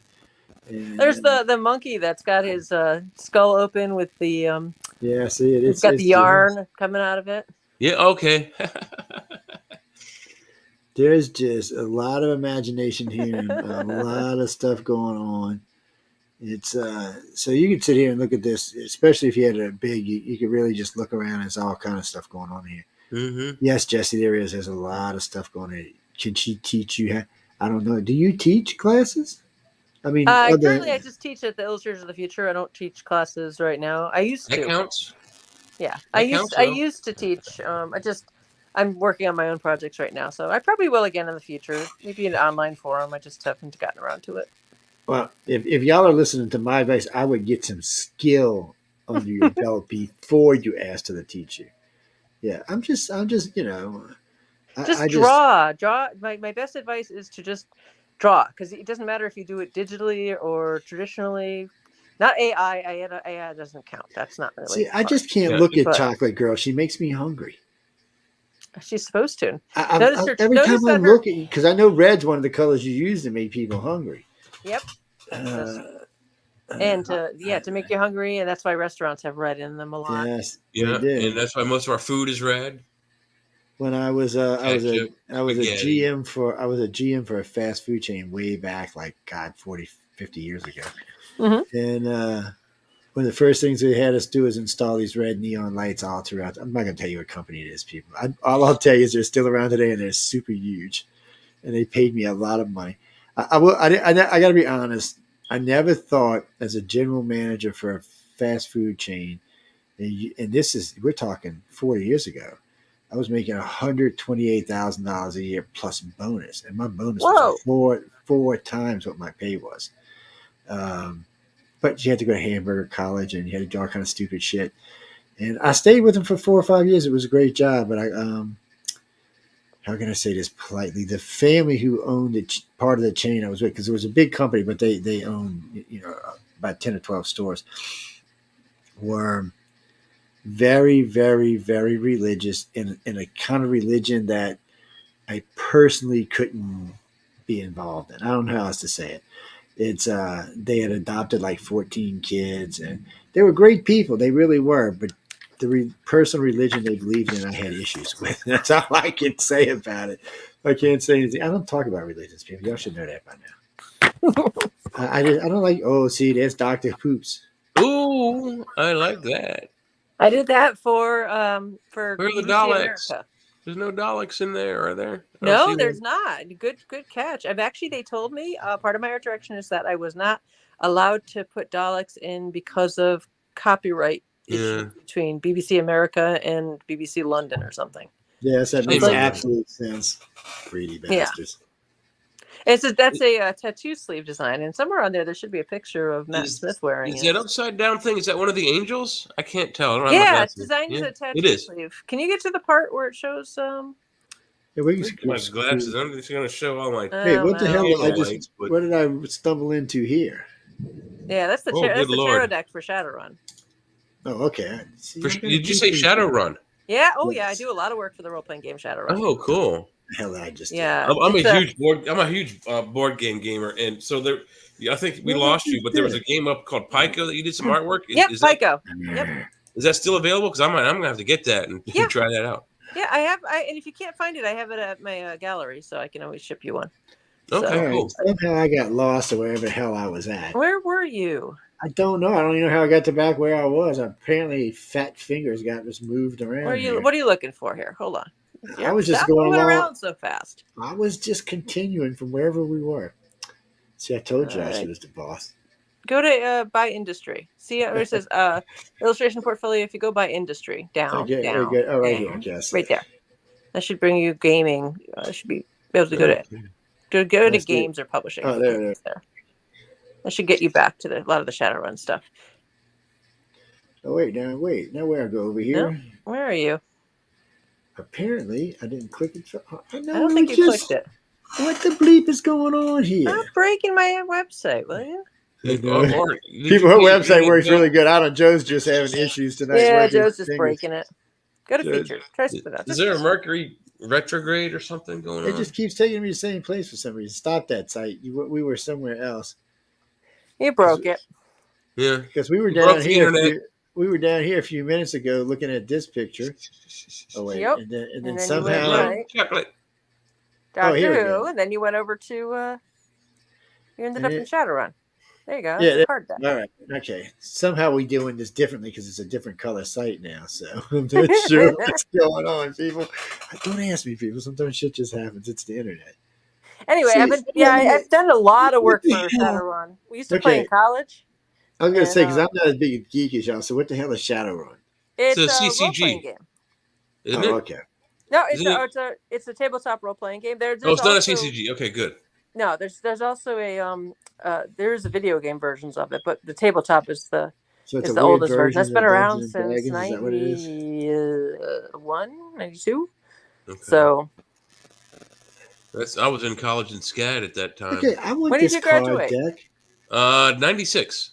oh, I graduated in 95, Cool. 94, You youngsters. 95. I want this card deck. I could use this as a tarot deck. No, that's an actual deck. Is the ace I can and still, the club well, and I the can, I can do Oh 52. no, there's no 54 spades, cards. but I'll bet you it's a full deck if you really. It look is at this full deck. I did the Yeah. whole deck. That's just some of the cards.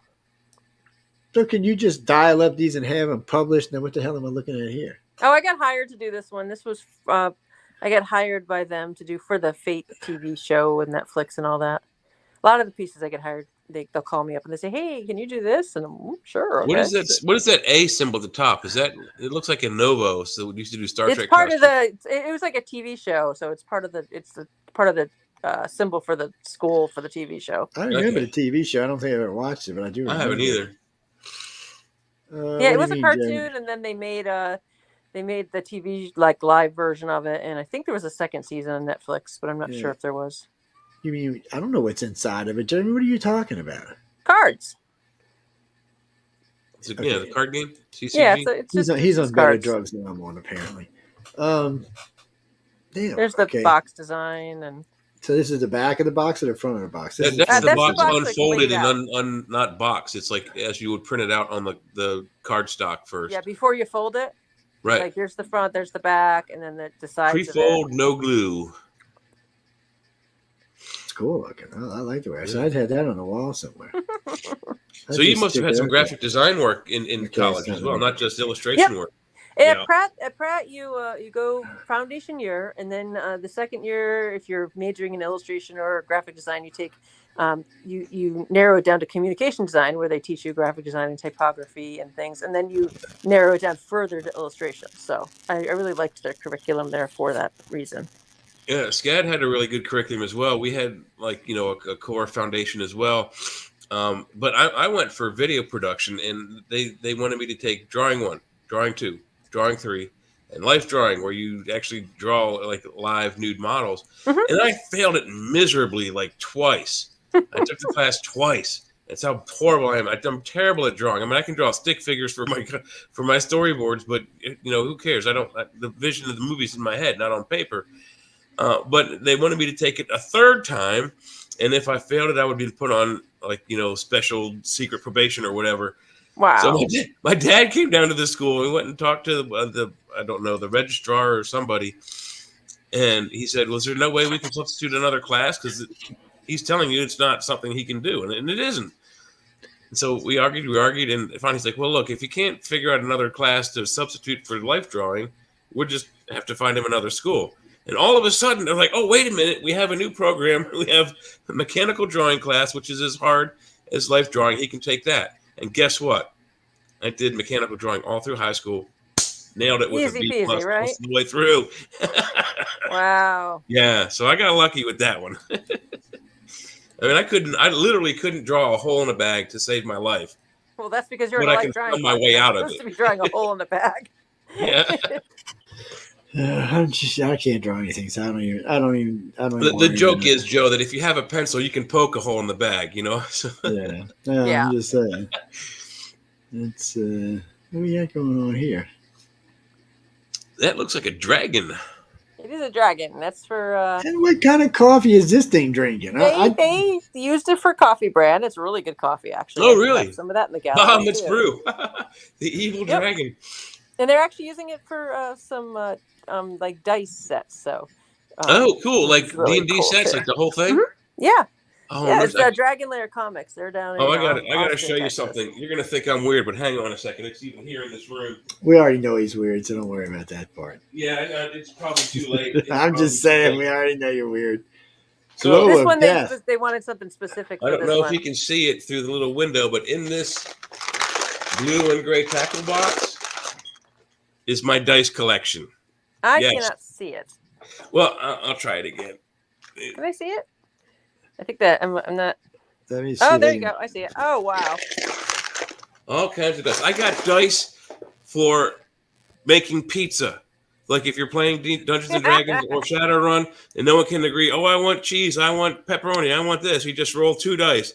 And if it comes up pineapple and anchovies, that's what everybody's getting. Well, that's the dice the lady gave me, the author gave me. So she gives you a dice and a little thing and some sheets. So when you roll the dice, so you start at the first piece, you roll the dice, whatever it happens to be, then you choose from one of those, that's your character, and then you keep going down to listen till you get your story. She said, give it a try, Joe. I was like, really? She said, yeah, here, take it home with you. I was like, no, I don't think so. She said, come on, take it home with you. I said, all right, I'll give it a try. I've given it, works for me. I mean, I'm not an author by any means, but it works. Jackie, no, I'm not an author. I'm not an illustrator or an author. I like hanging out with them. They're great people. Some are greater than others, but still, the whole judging staff is fabulous. They've all done all of this. Whether they're an author, whether they're an illustrator, they really know their stuff. They wouldn't be there if they didn't. And I say this all the time, and I say this when I'm there. You're a fool if you don't take advantage of the work. I mean, of the people, because really, you're not going to get this anywhere else. Yeah, if you're an up-and-coming illustrator or artist of any kind, it's like Joe said. We've been saying it the few shows we do on this is if you're a writer or whatever, submit. The worst they're going to say to you is no. Yeah, didn't qualify this time. I wish I knew about it in college. I really do. I didn't know that existed. What's that? The contest. Oh. Yeah, I know, huh? Well, I didn't even know about it, and I wish I did. Which is weird because I was really good at looking up opportunities for different contests and things. So I'm not sure how I missed it. My mom was an author. She's got 3 or 4 books that were published. One Civil War romance and 2 or 3 detective stories. But She has some friends. One of her friends is Nora Roberts, who owns this city not far from here. Mm-hmm. And so I got a couple of books from her. She sent me some Margaret Wise stuff, the new Dragon World kind of things. Oh yeah. One or two of the first one or two years of the L. Ron Hubbard thing, the anthologies she sent me. So unfortunately, most of my book collection did not survive the move from Maryland to Pennsylvania, but I had seen the books way back then. Wow. One of my friends just bought a $350,000 Ming Dynasty. Damn. Must be nice, all I can say. What are you talking about? Oh, a friend of mine just sent me a thing while we were talking. They were at a gala auction, and they bought a Qin Qing Dynasty. I forgot what they call it. It's like a vase. $350K. Oh wow. Typically, they're called ding or vessels. Yeah, I think that's what's actually on the thing. And must be nice, all I can tell you. Cal, we keep her a couple more minutes, but we had her here a long time. You know, she got a husband and children, and yeah. Hey, I'm drawing in these books right now. I have to draw like I don't know 50 of them or something to send out to people. Oh, there you go. The Archangel Michael, or Archangel Michael. I call him Archangel Michael. Lord have mercy. Yeah. Oh, sorry. He's no longer on the radio network, isn't that right? No. Oh, that's sorry. That's Never so wait, is this a book or is this card? Oh, that's cards. Sorry. That's a set of oracle cards. It's an oracle deck, yeah. Yes, it took me a minute. I'm in love with this. A lot of times I'm just hired to do things, various projects that they'll say, "Hey, do you want to do this?" And I'm, "Oh, okay, sure. That sounds like fun." So that's what I like about illustration is it's. All I know is for Christmas I want to be hanging out with Peppermint here. All right, we're gonna have to get that to you so you can put her behind you for Christmas. I know. We're gonna call it. We're gonna have to call Little Miss Peppermint. Oh, wait, what we got? Oh wait, this is a pomegranate. What the hell's going on over here? Wait, what I got? Pomegranate. You're missing the whole blue and teal snake. Right? That's for a greeting card design I was hired to do. It's again. What kind of greeting card was this? Let me kill you. Okay, Joe. Here's the symbolism. It's the snake from the Garden of Eden handing a pomegranate to Eve. Right? What Yeah. you're saying is you're being bad, is what you're saying. Art school paid off in the end. There you go. All right. See, what do I know? Oh, you know what I seen the other day was wow. A flaming red peacock. I have never seen one of them before. No, is that a rogue? Is it real life? Is it just beautiful? I've just never seen one before. What is that? Is that also like a tarot type deck? That's a card game by Calliope Games. Really? That was a lot of fun to do because you have to make it's like when you put down the cards, you have to match by the color or the number on them. But I had to specifically make it so that it can be played even by colorblind people because if I make all the plumes similar, if you're colorblind, not everyone sees things the same. Yeah. So we had to run through all these go by shape rather than the color. Yeah. So they have shapes inside of them and the colors. So. Oh. Asian carp. Yeah, they do that for Wajimaya, which is they have a couple grocery stores up here. They're an Asian, large Asian supermarket. Really, really, really good. And I see they got sushi all over the place. Oh yeah, those are my flying sushi kites. So for a reusable bag. Well, that's cool. No, we're back to this one. Okay, now wait. That's the front and the back. Okay, so that's a window. I thought it was a mandala behind her. Did I already put that down? Window. It's It's an Art Nouveau window, and then in the back there's I forgot what my reasoning behind that was. It's got a window with another sculpture back there. Yeah. And then the little egg sculptures on the spine. Well, this is the cover of 36. 36. It's 36. Well, people, go over to galaxypress.com, buy 36, and you can see it for yourself. Mm-hmm. But that lithograph, people can get off your website as well for just the lithograph if they want. Yep. Yeah. Yep. You can get that off of echochernik.com, and I'll sign them. I sign all of them. Yes. Cool. Uh-oh, winged woman. Is this gonna? Whoa, hey, winged baby. Oh, this is the one. This is up for like a contest or something. I saw something about that on Google. There is. It was that's part of my Kickstarter series. Oh, that's the what it first was. one. Kickstarter. Yeah. Sorry. Yeah. I'm about Okay. due to do another one of those. People have been asking me, "Hey, when are you going to do the next Winged Women?" I'm like, I gotta do that. So there'll be one coming shortly. It's a great picture. And again, there's a ton of stuff going on all throughout the picture. It's not just stuff. There's also a ton of colors just dropped in here, dropped in Colors there. are fun. I think I It's know one of where the things she's I like standing about your too. artwork. I realized the first time we ever did an interview was one of the first things I really liked about you. You just got a fabulous use of colors. And you just do. I mean, a lot of artists are great artists, but they don't always have the best use of colors. And no, Jack, Tom Wood did that cover. Is that the one you're talking about? Yeah, he did that cover. She did the cover on 36. 36 and 37. Yeah, Well, and the 37. girl with Yeah. the gold wings. Yes, she did the one I keep calling the Green Lantern's girlfriend. Yes, because she kind of looks like the Green Lantern. She got a knack for painting hot women. Is all I got to say. Hey, they're not going to paint themselves. So That's right. Yeah. Well, she just, model or no model, she really just captures the body, the face. It's hard to get show. I watch a lot of artists, man, and certain things are harder to do than other things. Yeah. Well, yeah, drawing and painting the human form is really tough. It's not something. I mean, you really got to study anatomy, like the bone structure underneath, the muscle structure above that, and then the skin. So, but it's not easy. But I hate doing perspective and cars. So now, perspective, I'm actually pretty good at. That's something I learned with mechanical drawing. But yeah, well, I took a drafting class. I mean, I know it. I just don't like it. Yeah, that's really tough. I mean, because you got to pick one point and draw out from there, and it's. No, you don't. You can just become an Art Nouveau artist and throw, flowers on everything, and then there you go. the perspective, and you're good. It's art. You can do There's whatever some you damn want. flowers on it. That's the game I was talking about. Yeah, I want to check that out. That it looks. Oh, there's a sai. Are there nunchaku in there? Mm-hmm. Yep. If you look at all the pieces, I had to design or redesign each of these tokens, and the way when you play the game, they have different attacks or different shielding based on which direction it's facing or what the weapon is. If you look at the swords, they have like attack all the way around, so you can see that there's arrows all the way around it. And then the winds have like attacks in the four corners, and then you can see there's the lower ones with like the lotus flower. It's got dots. That means they're like shields. So is that the volcano meaning? Oh shit! The arrow on the side pointing only one direction. Yeah, that makes sense. Yeah, so that indicates which areas you can attack in.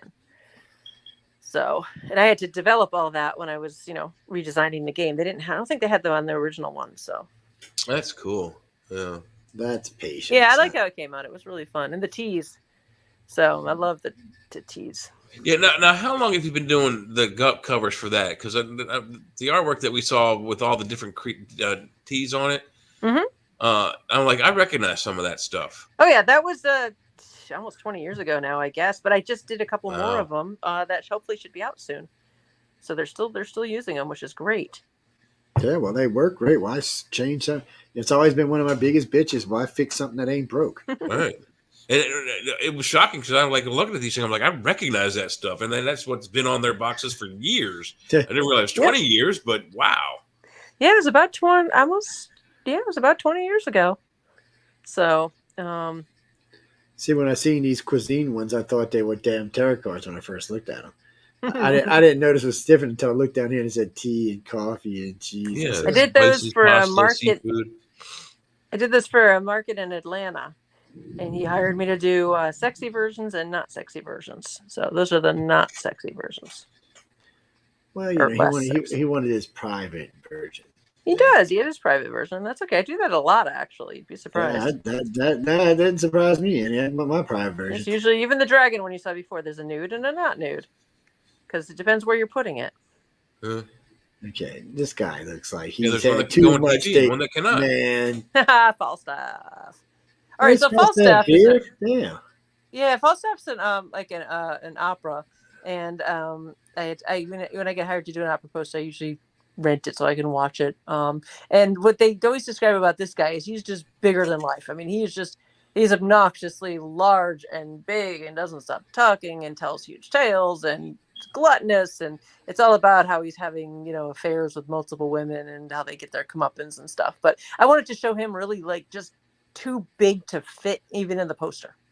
He's like so big yet it doesn't even fit in there. So, It's well, when I seen it, because I instantly thought they got a Falstaff beer down here, and when I see, what the hell is this one? that's a different opera. It's a ball, the impresario, and just little steampunk birds for those. That was fun. Yeah, that looks kind of cool.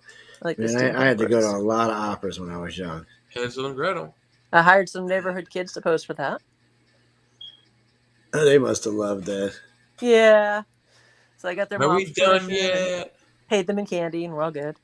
So That works. Let's see what we got here. it's another opera poster. They Is all it have a different styles because they're all Ira different operas. Bernstein or Irving Bernstein? I don't remember. Which Bernstein is it? It's one of them. Has to I be. don't know. We went when I was in private school. We went to a lot of operas, a lot of ballets. But you know what? They took us to a lot of rock concerts too. Well, that's cool. They really mixed up. Well, they wanted us to have well-rounded education and stuff, and then we had to go to, of course, all the famous ballets. I was like, please just shoot me. Okay, I shouldn't say that. Some of them I actually didn't really enjoy the ballet either. Yeah, But some of them there was one or two that I liked. Most of them I was like, no. The operas were different because some of the music I could identify with, or that's a wrong word, I could feel. So for me, it's important to feel the music. I don't necessarily need the words like a lot of people do. I just need more of the feeling of the music. And as long as I can feel it, I'm fine with it. So, and there's a lot of classical stuff in my house. And then, a lot of the great works are sitting right there behind me for reading. If anybody, I'll tell you what, some of that is some seriously heavy reading. Some of it. It's all the great philosophers and all the stories that went with them are back there. Oh, cool. It's man, a lot of it's just a lot of fun to read, and a lot of it gives you a understanding of how the world was then, which, by the way, wasn't much different than it is today, which is amazing to me. To be honest, well, Christina, to be honest, the real difference is the technologies. The attitudes ain't much different. We're trying. Don't get me wrong, we're trying, but still. There's this we got a long ways to go. That's all I can say. Yeah, there's this. I don't know if you've ever seen it. I don't remember it. It was a list, like a letter complaining about how kids aren't the same as they used to be years ago. They don't disrespect their grown-ups. They're loud, obnoxious, and all these complaints and politicians, blah blah blah. And it turns out it was a quote from Socrates' time. It's no different. Well, look, somebody was telling me that day about their kids. I said, you know what? My grandpa used to say the exact damn thing you're saying about your kids right now. I said the only real difference is the Z Genders are going to be the first generation to grow up on social media. So we don't know what the outcome of that's going to be yet. I said, but even the X Genders and the millennials had to get their asses outside and go play sometimes. I said the X Genders basically lived outside. I said, but even the millennials had to get out of their house and go do stuff. I said, but the Z is going to be the first generation that truly was raised on computers and social media. I said, so we'll see. I said, but even they went outside. I think it's hard. It's been a little harmful to them too, having two of them myself. They struggle with so much negativity coming because there's so much of it. It's all, and I don't understand that. So when we do the news, we've always had a rule in this network, regardless how nasty the news gets, we always want to end the show with a positive story. Mm-hmm. And that way, you've been listening to this crap all night, and then all of a sudden you hear this really good story. It kind of washes a lot of it away because there is a lot of that, and we're so divided, and it's not just that we're divided in the country; we're divided all over the planet. Yeah. And if you're 19 or 17 or 15, all the way up to about 30, it's hard to deal, especially if you've grown up with this crap nonstop. The world's coming to the end. Oh, no. I remember when I was a kid, and you probably remember this too. You'd get there'd be news, there'd be a plane crash, and it was a big deal because there was a plane crash. I mean, and that was the big bad news of the week. And then now it's just that and 40 million other things. Yeah, now it's all day long. It's all day long. And I don't, in the media, you would figure, we as a country, we need to kind of slow that down and put a stop to a lot of that. But and we're so polarized right now. It's a fight about everything. Stuff that we even should. I mean, I can understand fighting for some things. I really can because sometimes one side's right and one side's wrong. But a lot of the stuff we fight about is simple shit that we shouldn't be fighting about. Yeah, my God's better than your God. My country's better than your country. You know, This is supposed to be a some reason- country for everyone's freedom and everyone's rights, and lately it just doesn't seem like that's what it is. But it'll focus back. You know, everybody forgets that the year of the year that the towers got down, we were in the same position we are today. We were very polarized. People were even talking about there was going to be a revolution in the country, and all of a sudden the twin towers come down, and oh shit, all of a sudden, we best friends, we love each other, and we're going to kick somebody's ass. So we're dangerous in the fact that you never know what's going to unite us. Yeah. It's best to let us fight with each other because the rest of the world's safer that way. But still, it has to stop. I mean, I got grandkids and great grandkids coming. I don't want to see this shit for them. Yeah, well, it's at the very same time. Not too long ago, we had during the very same time as that these events happened, we're seeing Al Qaeda 10, 15 years, 20 years ago, whatever it was. We're seeing Al Qaeda, physically beheading people on the news, and then Janet Jackson has a wardrobe malfunction on the Super Bowl, and everyone just like blew up about that. Oh my God. They didn't say a thing about the news showing people getting killed in Iraq with a sword or a big knife. But here's this woman's boob fell out of her shirt. Who cares? I'd much rather see that than some guy get his head lopped off. Oh yeah, we go off about the wrong subject all the time. It's just we will somewhere along the line somebody will get it straightened out. I hope, but hopefully we just need a leader. We haven't had. Let's see, we've had a couple leaders that united the country. For some reason, Reagan was well loved, the Clintons and Clinton and the was Bushes loved. And the Baby Bush was only loved because somebody blew up the Twin Towers, and we were But Yeah. Clinton and Reagan were both bipartisan presidents that worked good with the country and made differences. They made Reagan did a lot of stuff to get our country back to where it needed to be as far as strength and economy go, and Clinton came right in and balanced everything out, and we just don't see that shit anymore. Now we see like, oh yeah, let's see if we can kill somebody. I don't understand it. And honestly, Jassy, no, you're right. The last 2 years of Obama, we talked about bathrooms, and it seems like the last 2 years of Biden, we're going to talk about bathrooms. When the whole world's going to shit in a handbag, that's what we're going to talk about. Yeah, I'll never understand that. It's not that I don't personally care what bathroom you use. I don't personally care what sex you are. I'm from New Orleans, people. It's not a big deal to me. I don't care what color you are or what your sexual preferences is. I was raised down here. It's not a big deal to us. We're like, whatever you feel like you're cool with, we're cool with. That's cool. What do you mean? No, we're not going to talk about that. But I know we'll get into the DeSantis stuff and the Florida stuff. And what was really done and what wasn't really done. We'll do that later. Well, we've had this poor woman for 2 hours. She's only supposed to be with us for an hour. I love torturing that girl. I know, but you're so much fun to hang out with. Oh, I love having you with me. You can stay as long as you want. Here for an hour. Yes, I always say you always want to stay as long as you want. What do you mean? Is that stained glass? Oh, is that stained glass? You mean the picture in front of me? It could be turned into a stained glass, but that's a digital lithograph, I think. Yeah, what they hired me to do for that one, that was for a calendar, actually, for the Roby House. And they wanted me to create a stained glass window that looks like it would be in the Roby House, which is a Frank Lloyd Wright house. Cool. And so what I actually had to do is I had to take part of the stained glass window, which is like the left and right panels, and then create the entire center panel in the same style. Oh, wow. It's just a prairie style. So, did they actually make it into glass? Nope. That's digital. So that one's in Adobe Illustrator. Well, I happen to know a guy. He was a roommate of mine in college. He owns Aurora Stained Glass in Savannah. And a few years ago when we had a slight earthquake on this side of the planet, the National Cathedral their glass was damaged. Oh no! So they called him up to come repair it. So, if you want to turn it into stained glass, I can hook you up with a good guy. Oh, that would be awesome. Yeah, because that would make a really good stained glass window. He does really amazing and meticulous work.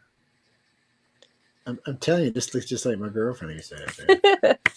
All right, well, I'm gonna let you guys go talk to politics. Yes, right. We're gonna go do that, guys. And girls, give them your websites one more time so they know where to find you. Oh, echochernik.com or echo-x.com if you want to find the Patreon. It's /Excalibur Project. But you can also go on my Facebook or my Instagram. My Instagram is @echochernik, so that's pretty easy. You can just drop me a line. I seen one picture there for like 1,900. Y'all should go buy that one. Hey, look, Really and truly, she's got some great work. Take a look around. Y'all got plenty of time. A lot of her stuff is on. Okay, that was weird. A lot of her stuff is on, and we've done a couple of shows with her, so we have a lot of her stuff spread out. But I would just go to our website and take your time, look through it. There's a lot of material there. We only crossed about a third of it tonight, so just go look around and see what you like. And look, Yeah, or just Google Echo Art Nouveau or Echo Shadowrun or Echo Naked Ladies, and you'll end up with. And for all of our radio show hosts and a lot of our friends who need, well, I don't know how much she'd charge you for banner. You'd have to ask her on that. But Charge for what? somebody just asked me about getting their banners done. I said, I don't know what you'd charge. You'd have to ask. You'd have to be what you. I don't know what you want. You can want any damn thing. Just send me a message. It's yes, just message. I'm not scary, regardless of what Rob tells you. Yes, it's she's just great work. I mean, if you get her to do a piece for you, I'm telling you, it'd be great work. Who makes our banners? Each host has somebody make their own banner. I don't get into that. Oh hell no. I do not want to get into what our hosts do for banners. That would start World War III. That's just no. Let them do what they want. I'm not real strict on stuff as long as it looks professionally done. I don't really care. Yes, it can be your mama upside down. It just doesn't matter to me. It's you're the one that's got to deal with it every week, not me. I'm just telling y'all. But Echo Baby, thanks for stopping by. You're always wonderful to talk All to. right, I'll see you later. Bye. And yeah, well, you be good. Give Lazarus a hug for me. Okay, you guys be good too. Take We'll care. try. We're gonna have to put him on the sexy man beast list thing. Bye, everyone. Yes, that's we're good there. We're good there. That was Echo Chernik. Oh, Echo's a great woman. She's a lot of fun. She's a great judge. She's a great artist. You should go by and check out her stuff. Buy some of her stuff. She works hard. No, she works really hard. Lazarus does too. They both work really hard. Yes. No, Lazarus won one year. Not for his art. I think he won for an author. It was the year before last, if I remember right. Well, it depends. You can only really win once. Well, you can win as an author and an illustrator if that's what you're asking, yeah. And you might get a special mention or invited to come out because, yeah, it's not just the 12 people. Sometimes they pick other people for other things, honorable mentions, stuff like that. They do a lot of good stuff. That's all I can tell you.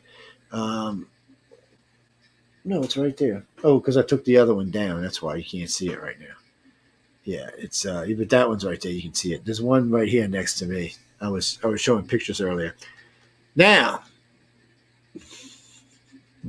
yeah, no, Echo is just a lot of fun. What are you saying? World news tonight? There's a lot of stuff going on. There's still shit going on in Ukraine. That Ukraine won't calm down. You got Trump being charged again. Randy Lou. That's an interesting name, Randy Lou. What do you mean? How do I feel about Trump getting charged? I feel it's just more bullshit, but you mean, does it affect the way I'm going to vote? No. No, it's not going to affect the way I'm going to vote. Well, we're going to vote for Trump anyway, so. So what you're asking me, if it's only Trump and Biden, who am I going to vote for? I didn't vote for either one last time, so I'm not anti-Trump and I'm not anti-Joe Biden. I just don't. I think they're both very divisive. It was like Obama; he was very divisive. Sometimes presidents are very divisive. Very divisive, and the last three have been very divisive. Who said Obama wasn't divisive? You better go back and look around. First, we had 3 years of BLM running around blowing shit up, just like we had 2 years with Trump. You know, it amazes me. These guys that rushed the Capitol building didn't even do no damage at all. And they tried to blame it death, and they found it had nothing to even do with them. So they didn't even cause any deaths, no rapes, no nothing else. One of them got 20 years. But people were running around destroying businesses, burning them to the ground, killing people, raping people, and none of them got in trouble. But yet when they got close to the people in Congress, then, oh, shit. Yeah, no, the people in Congress should be put in jail. I mean, that's hypocritical beyond belief. Yeah, I mean, it's ridiculous. Well, it's like they've had Joe Biden's laptop for 2.5 years. But yet somehow or another, in less than 4 months, they get a case against Trump and charge him with 37 things. But Joe Biden stuff can't get put out for nothing. And they have information on the president now, and still that's not being put out either. No, our country is extremely corrupt. The justice system in our country is ridiculous. Well, not all the justice system, but a big chunk of it is. I don't know what to tell you. I don't. Sometimes I get worried about our countries moving to a communist type country. Right now, we're borderline communist. The way the Democrats have been doing things, we're borderline communists. They've completely politicalized the FBI and the DOJ. There's no doubt about it. And the New York guy's doing favor, and he even got caught talking to one of his friends about he was doing him a favor. Because Biden can't beat Trump. That's the problem. What's all of this is about. Biden can't beat Trump. But Biden can't beat DeSantis either. I don't think Biden will be able to pull. Look, Trump pulled 46% of New York in the last election. He made inroads into places he's never had inroads and still lost. I know. I mean, when you look at the actual division of each state, it's very, very iffy. Yeah, it was cheating or not. See, it doesn't matter to me. I don't get into the cheating stuff because even if they were cheating, Trump had been saying for a year they were going to cheat. He should have been ready for it. So I don't even put it on the Democrats, even if they were cheating, which I don't know if they were or they weren't. Well, there was some stuff that definitely seemed like some cheating going on, but not to the extent of millions of votes. Maybe a few 100,000, maybe a few thousand, but I don't know. I wasn't there. There was some questionable stuff that went on in Pittsburgh. There was some questionable stuff that went on in a couple other states, but Trump should have been there to take care of it. He should have made sure it got taken care of, but he didn't. So it's on him. They know nobody but him. He counted on the Constitution and the laws of government to save him, but it didn't. No, because the government's corrupt. Yeah. It's well, no, we need to change our government or we're going to have problems. I don't think, I know my liberal friends don't understand this, but there's issues going on right now. The Democrats want to become communists or socialists because they want the power. This has never been about them helping. Because let me ask you this. If you're black or you're Hispanic, I want you to write to me right now or call in or whatever you want to do and tell me what the Democrats have done for you in the last 30 years. I want to know. They haven't helped you on the borders. That's Texas and Florida been doing that. Pick a historical event that they helped anybody of an ethnic background other than white. Yeah. I mean, unemployment when the Democrats are – so Democrat cities, unemployment's always historically high and violence is always historically high. Violence. And it's black cities. They're usually anywhere from 30 to 50 to 60% of the population. And why can red cities have very little violence at all and have great economy and blue cities can't?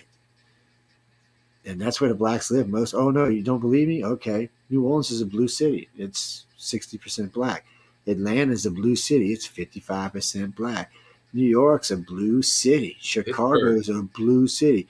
Pittsburgh, Philadelphia, D.C., Baltimore. These are all blue cities. Most of the big cities in Maryland. L.A., San Francisco. These are all blue cities, and they are all pieces of shit. And nobody wants to live there. People are leaving. 2 million people left New York, and almost 2 million people have left California, and that's not stopping. It hasn't stopped. People want out. It's bleeding, and you know what? They're not moving to the South and voting blue. They're moving to the South and voting red. That's not a good thing. It's another thing the audience can do. They can do the research themselves to see what I saw when we did the last voting show. Just go to Google Maps, election results 2023, 2022. Look at the maps. Look at the governor map. Look at the senator map. Look at the representatives maps. And don't just look at the map. Click on the state. It'll zoom you into the state and show you the cities. I mean, not the cities, the counties, and then the major cities. Look at how many counties in each state are red and how few little blue specks around the big cities overwhelm the states. Particularly Pennsylvania is a big state, not highly populated, but it's a large state. I think we have 72 counties. 5 or 6 or 7 of them voted blue and put Biden in the office. 5 or 6 out of 70-some counties overtook the results away from Republican voters. That's a big message, people. It is, too. It's the government who approves, let's see, Ooh, man. Look at Biden versus Kennedy, 67-17. Trump versus DeSantis. Trump's still beating DeSantis. Trump's beating DeSantis. Trump's beating DeSantis. Trump's beating DeSantis. DeSantis has a more, no, Trump's got a more favorable rating too. I don't know how that can even be possible, but all these polls show it. So let's go up here and see where is, let's see, Rasmussen. Okay, it doesn't say who it approves of though. Oh, the government, they're saying that 43% of the people in America approve of the government. That, I don't know what poll that is, but that's a bullshit poll going on there. So opinion diagnostics, they're a Democratic place. They've got DeSantis +5, Trump +3. That's as of today. So that's what Trump being indicted. He's still beating Biden. So they're helping his campaign. They're putting his name in the front of the news. This is how he won the first time. Everywhere you go. So currently, Trump is 50-35. Trump's 16 on DeSantis, 22 on DeSantis, 15 DeSantis. He's 3 on DeSantis. I mean, and this over here tries to say Joe Biden's approval rating is in the 40% range. Yeah, in his own mind. Yeah, I don't know who these polls are coming from, but that's just absolute garbage. Last time I checked, it was 36%. What's the plus or minus error on that? Is it plus or minus 36? Because then that would be probably more accurate. I know. It's ridiculous. I don't, sometimes I just wonder what's going on with all of this stuff. It's, let me see if I can do this right quick. And I'm going to take a picture of myself. I guess I do it in a different way. Okay, let's do that. Why is your phone sparking? I know it's making thingies. No, guys, I mean, it's just sad that even the Democrat polls have Trump winning. Yeah. And I don't think that's going to change. I hate to say, but I think the indictments are going to make it worse. Oh, yeah, the Democrats won't vote for him, but I think the independents. I don't know. I mean, how many Democrats do we have in the audience? Would you vote for Trump right now, but based on his popularity in polls? Well, they went around asking independents today, will this change your vote on Trump? And they said no. And a lot of independents said they thought this was the Democrats using the DOJ. So a lot of the country thinks that they're abusing power. It's a political attack. Yeah. It's all what it is. Actually, that's what we said when it first came out. It's a political attack. They've militarized the FBI and the Department of Justice. So now they're trying to say, wait, what poll is this? PBSO, 49% of people approve Joe Biden's job. 42% disapprove. And of course, with Trump, it's only 40% approve. Or I'm sorry, 38% approve. Oh, man.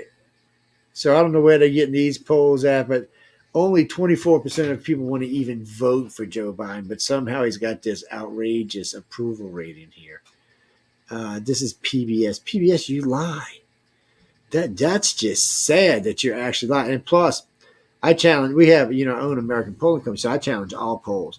I tell people it's not at least 10,000 people, it's not even a real poll. I've put the New York Times to shame. I've put NBC, ABC to shame, because we'll do a 10,000 person poll and then I'll send it to them and say, well, your 100-person poll shows this, but the big poll shows this. And a lot of times they'll post it. It pisses them off, but they'll still post it. You mean Pence? Pence ain't winning shit. He's not going to make it. He pissed off the Trumper people today. He's never getting anywhere. Well, I think he alienated the entire Republican Party. So, and NBC New York Times, Trump support remains unmoved by investigation polls find. It's not affected him. It's not going to either. And when all that Russia stuff was going on, it was just making him more popular. And the bad part is we all know we had 3 years of Russia, and it turned out to be absolute bullshit. Everything that was said about the Russia thing turned out to be bullshit. It was another political attack.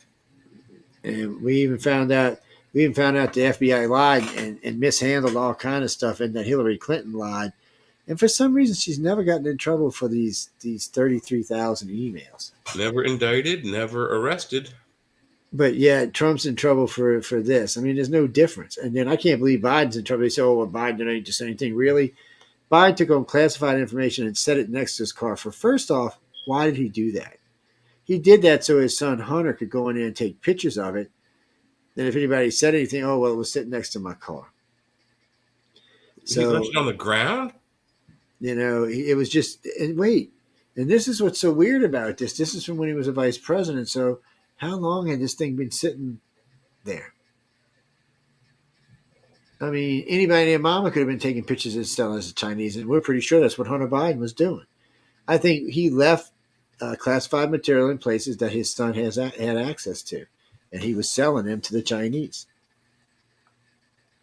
I have no doubt that if you put Joe Biden under voice stress test, he's going to fail. Not even a little bit doubt that he's going to fail.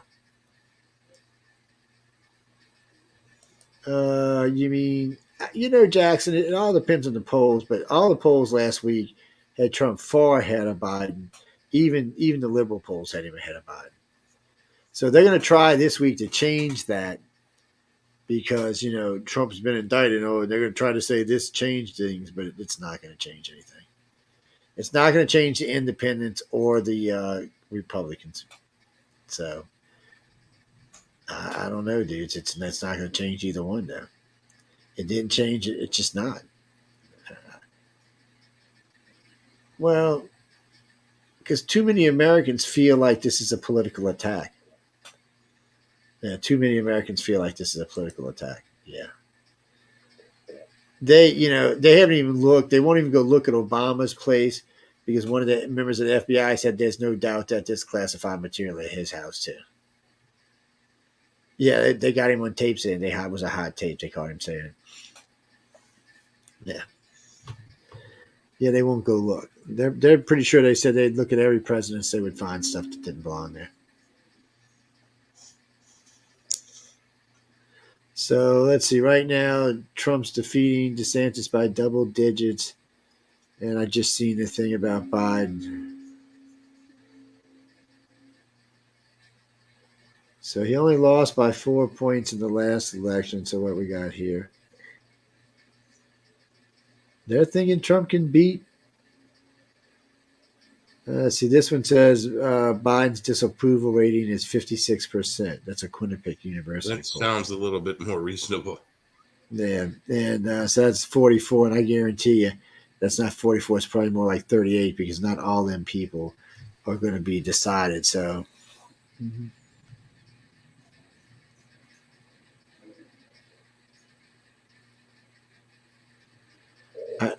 we're going to see what goes on. But you'll notice something no matter what on these polls. This is how you know polls are bullshit. If you go to NBC, ABC, CBS, those are all always going to have favor Biden, even if it's only by a point because they have to lie. And it's the same thing with any of the Republican sites. They're going to always favor Trump. But when you go to polls like ours, we don't favor anybody. We don't care.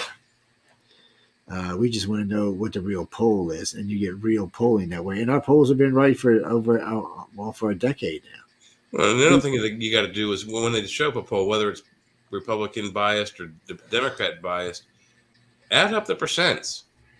And if they don't add up, if it adds up to 110%, something's off. And then you also got to look at the error percentages. There's always at the bottom of every poll, plus or minus X percent. So if like say Biden and Trump were 5 points away and the error is plus or minus 5, then they're probably tied. But if it's 15, 20%, then, somebody's winning. But again, I've seen polls where you add up the percentage, like you got Trump, you got Biden, and you're adding up to 101, 102, 105%. That doesn't hash out, even with the error percentage marks. Yeah, no, let's see. This is where is this? Okay, this one has Biden's approval rating at 40%, which means it's about 36%. Still on it. Yeah, we got it for another 26 minutes. And 52% here disapprove. And when was this? This is June 9th. This is last day. 54%, 40% approve. So, and you can see it just tanks down and keeps going down. He's. I don't. You mean Jessica? I don't think you can beat Trump, even with all this shit on Trump. But depending on, you can't really run if you're a felon for president, especially if you're a felon due to security issues that disqualifies you. So that's what this is all about. This isn't about putting Trump in jail or anything else. This is about disqualifying him from the election, because I don't think they can put Trump in jail. How do you put him in jail? He has to have, because even if you find him guilty, he's still a president, which means he still has to have a security force. So what you're telling me is he's going to be in jail surrounded by Secret Service. Or he'll be in Club Fed somewhere in like the Bahamas. Still, he'll have to have Secret Service. Yeah, he'll still be protected. Yeah, but he won't be in like a, Oh, he won't be in a real jail. Criminal prison environment. He won't be in a real jail, but he'll still have to have his security around him. And so I don't know how you're going to work that out. You're going to have 10, 12 SS guys running around all the time, keeping him away from the rest of the prisoners. Yeah, it's just not going to work out. It's I'm sorry, people, but that's just, so I don't even know how that's going to do. Let's see, what do we got here? 55% disapprove, 43% disapprove.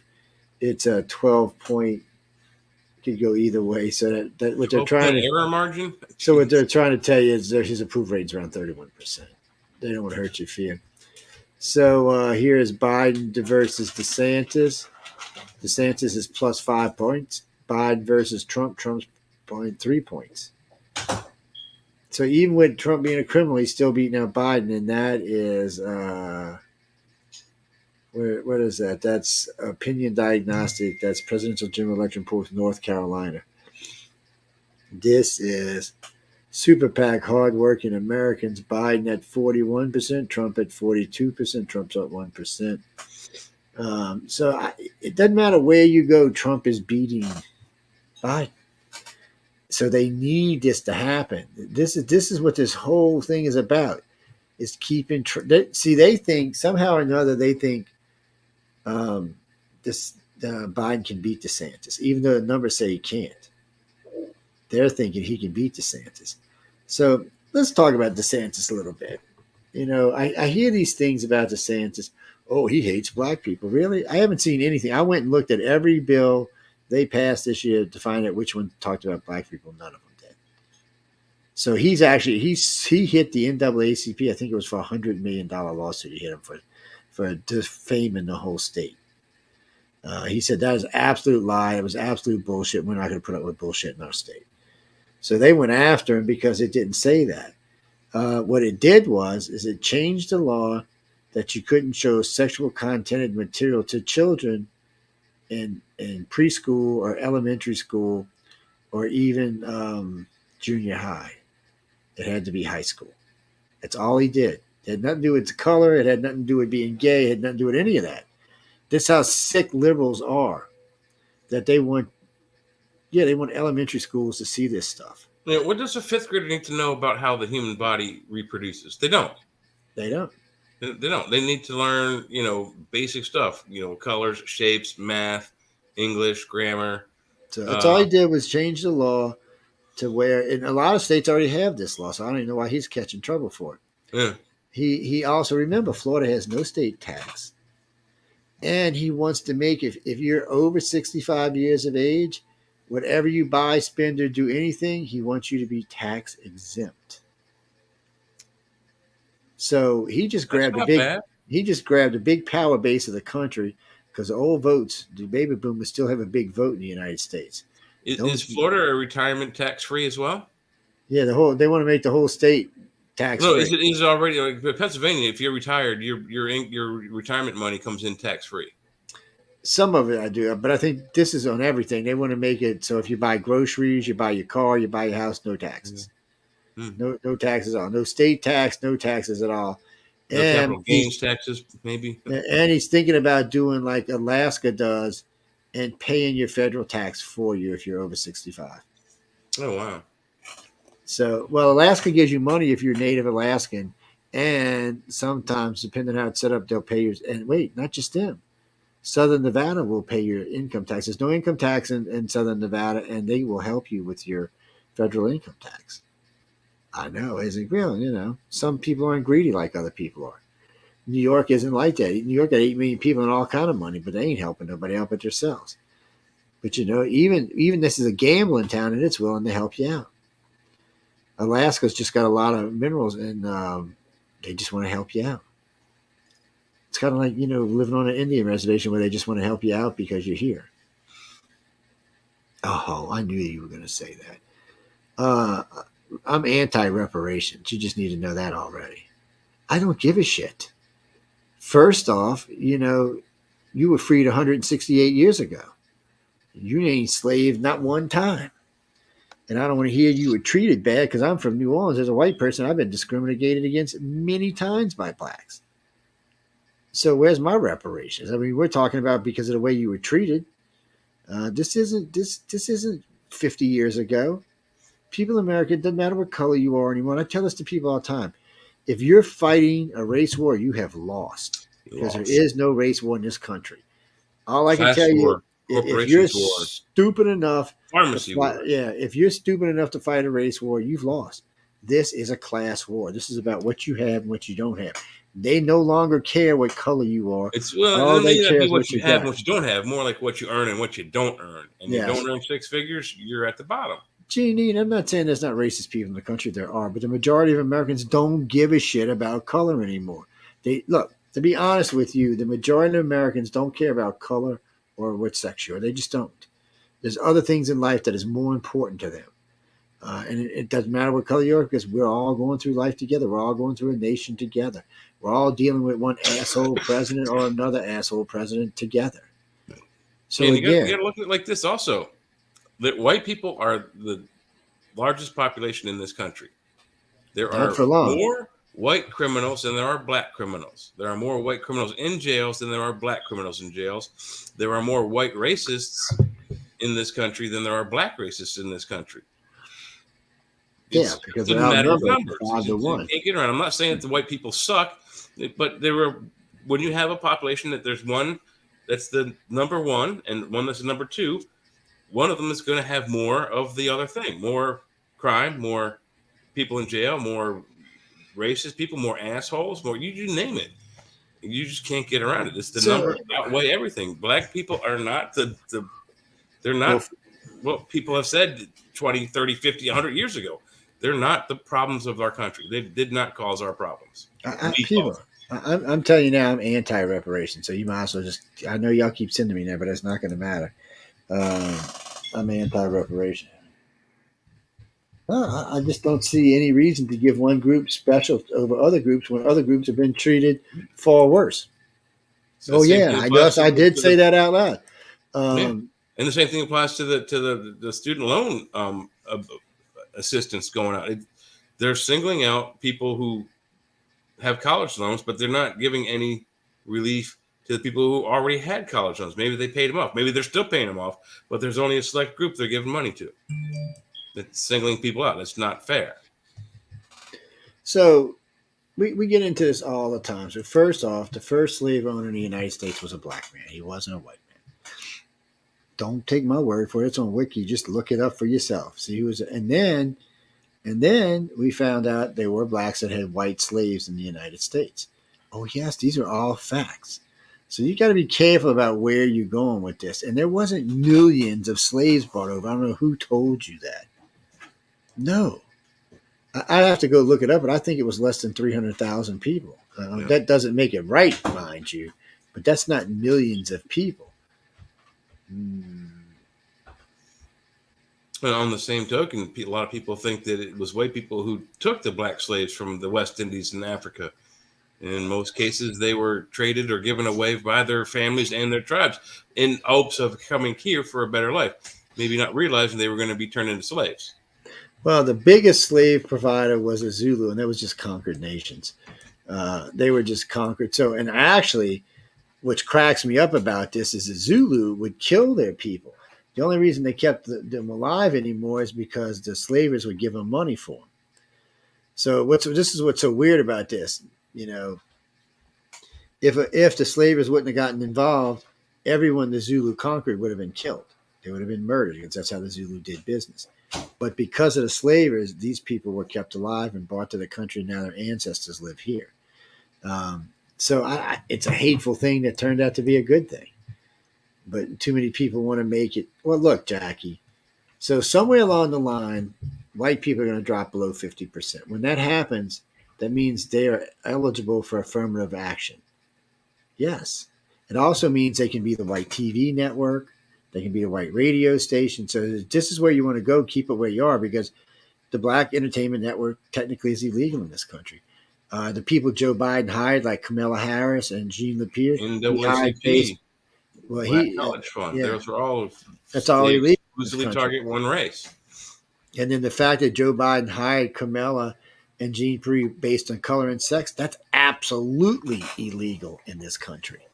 If he were a corporation into that, he'd be all kinds of trouble. Then that would have been Donald Trump. He'd never heard the end of it.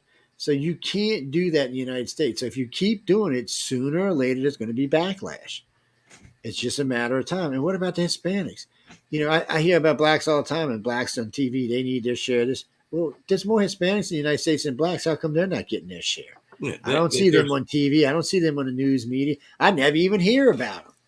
And there's one network for Hispanics in this country, Univision, and it shows varied entertainment platforms.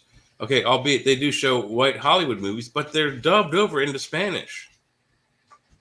I don't think they do that on the Black Entertainment Network. I don't think they show white movies with all white cast. It's not quite the same. So I'm looking at in the Black History thing. So it says, let's expel some myths and some truths. So a little more than 300,000 people blacks came to the United States. 4 to 6% of the people who actually were slaved came to the United States. The majority went to Africans went to Brazil and by the Caribbean. That's where the majority of them went.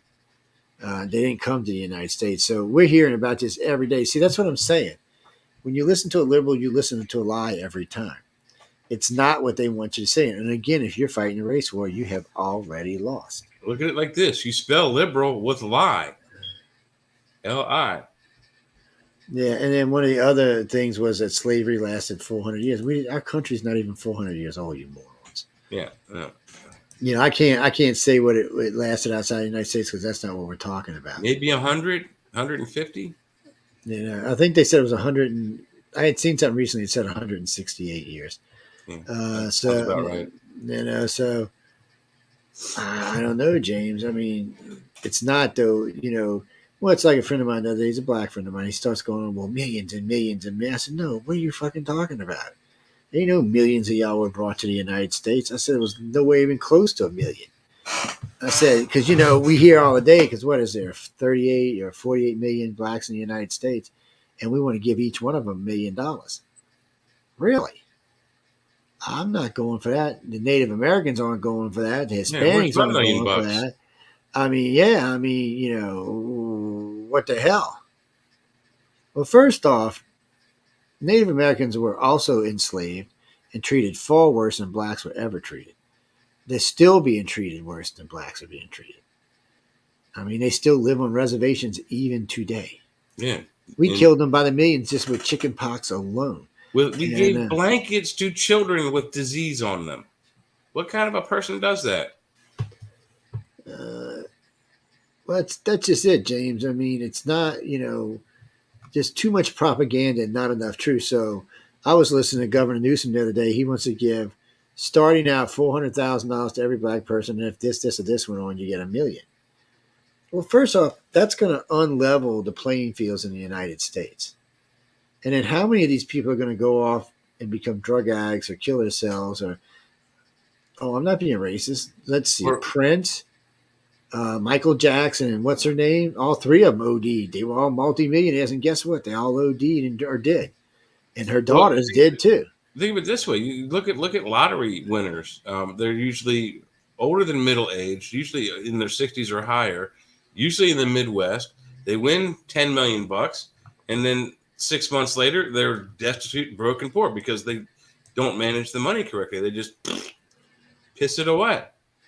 I'm It's not, been I'm shown not to saying happen. I'm not saying there won't be some good things that would come out of it. For the most part, it's not. And remember this: it's the same reason that we've spent $32 trillion. That's enough to give everybody in the United States several $1 million over. The reason this never happens is, okay, let's say you're going to give 30 million or 40 million people $1 million. Well, Coke just went up from from $2 to $5. And that's not going to just make us mad at Coke. It's going to make us mad at everybody that got that money, because that's the reason it went up.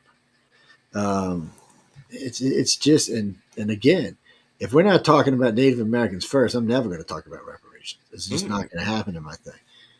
When I was a kid, when the Big Mac first hit the McDonald's in my neighborhood, they were 45 cents. And then not long after that, they went to 65 cents. They're now 10 times that. I know. They're $6.50, $6.70, $6.93 per burger. You get a Big Mac, large fries, large Coke at McDonald's, you're spending upwards of $12 to $15, depending on where you are. In the 80s, I spent $4 on that same meal. Think about that. So I know. It's insane. Yeah. So, Jack, 47 million black people or 47 million blacks live in America today. Yes, 47 million. That's a lot of people. That's what, 1/10 of the country, roughly 400 million. I think it's 14 or 15%. Yeah. That's or it was 14 or 15%. 47 million, and you want to give each one of them $1 million. First off, who's paying for that? I ain't paying for that. It's going out of my money. That's going into the government. So where's my $1 million? Yeah, I'm not paying for that. And then if you do that, what about the Irish and the Chinese that came here and dug the canals? They were also slaves. Irish. So what about their families? And that's probably another 40 million there. So that's $80 million. See, it can't just stop with blacks, because then it becomes completely discriminatory. Because blacks weren't the only slaves in the United States. There were white people brought over as slaves. There were Irish people brought over as slaves. There was Chinese brought over as slaves. Yeah. And then we've got indentured servitude, which might as well have been slavery. And the only other thing that's about that's I think accurate is that they're the only ones bitching about it. Bitching about reparations. I'm not bitching about it. But if they, it's funny. A lot of black people are not bitching about reparations. They don't want to have nothing to do with it because they know what kind of problems it's going to cause. Yeah. Well, it's on. Yeah. Like we said, think about how many people would either piss it away or wind up, getting themselves killed because of a, worldwide drug spree. I know, huh? Janine, so if I was to ask you where were the largest black populations in our country, wouldn't you think it would be where? So you would think it'd be up north, right? Because Southerners are just evil bastards, and black and Southerners can't live together, right? I'd say it's Atlanta, Savannah. So the largest, Louisiana. So Texas has the first largest population with 4 million. 4 million black people live in Texas, which has 38 or 30 million people in Texas. Next is Florida at 3.8 million, and there's 26 million people in Florida. Georgia, 3.6 million, and there ain't that many people in Georgia. There's only about 8 million people in Georgia, or 10 million people, so that's a big chunk of the population. Yeah, and then the big chunk of the population is in Atlanta. Most of the rest is in the outlying areas. You mean the most populous area for a city? New York has the largest population of blacks in any city in the country at 3.8 million. Well, that's just the city. So that's about almost half of the city's population. Well, see, that doesn't work like that. So close to 1/3. So like in New Orleans, more than half the city in New Orleans is black. I think it's 58% is black. And Atlanta has a large population of blacks. A lot of this, Baltimore has a large population. So does D.C. Yeah. Well, it makes things different because those cities, because you don't understand. So let's say you live in D.C., okay, and you're 40% black. Well, you have to learn to get along with each other because with that big of a population, you're going to always be bumping into each other.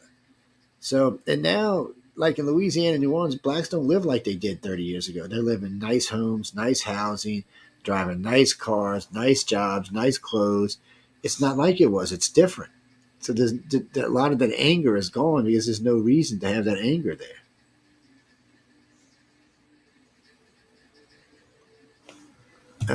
Well, Native Americans, I'd have to go look. I don't think the Native Americans have as many as. I'd have to go look. I honestly don't know.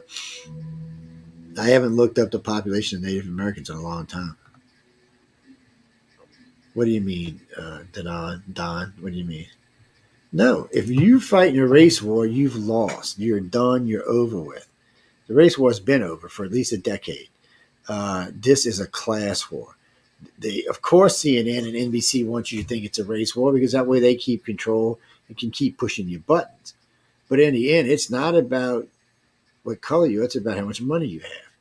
Well, so it doesn't matter what color you are. You can live in great neighborhoods all over the United States today. And nobody really gives a shit what color you are. But they do care about how much money you've got.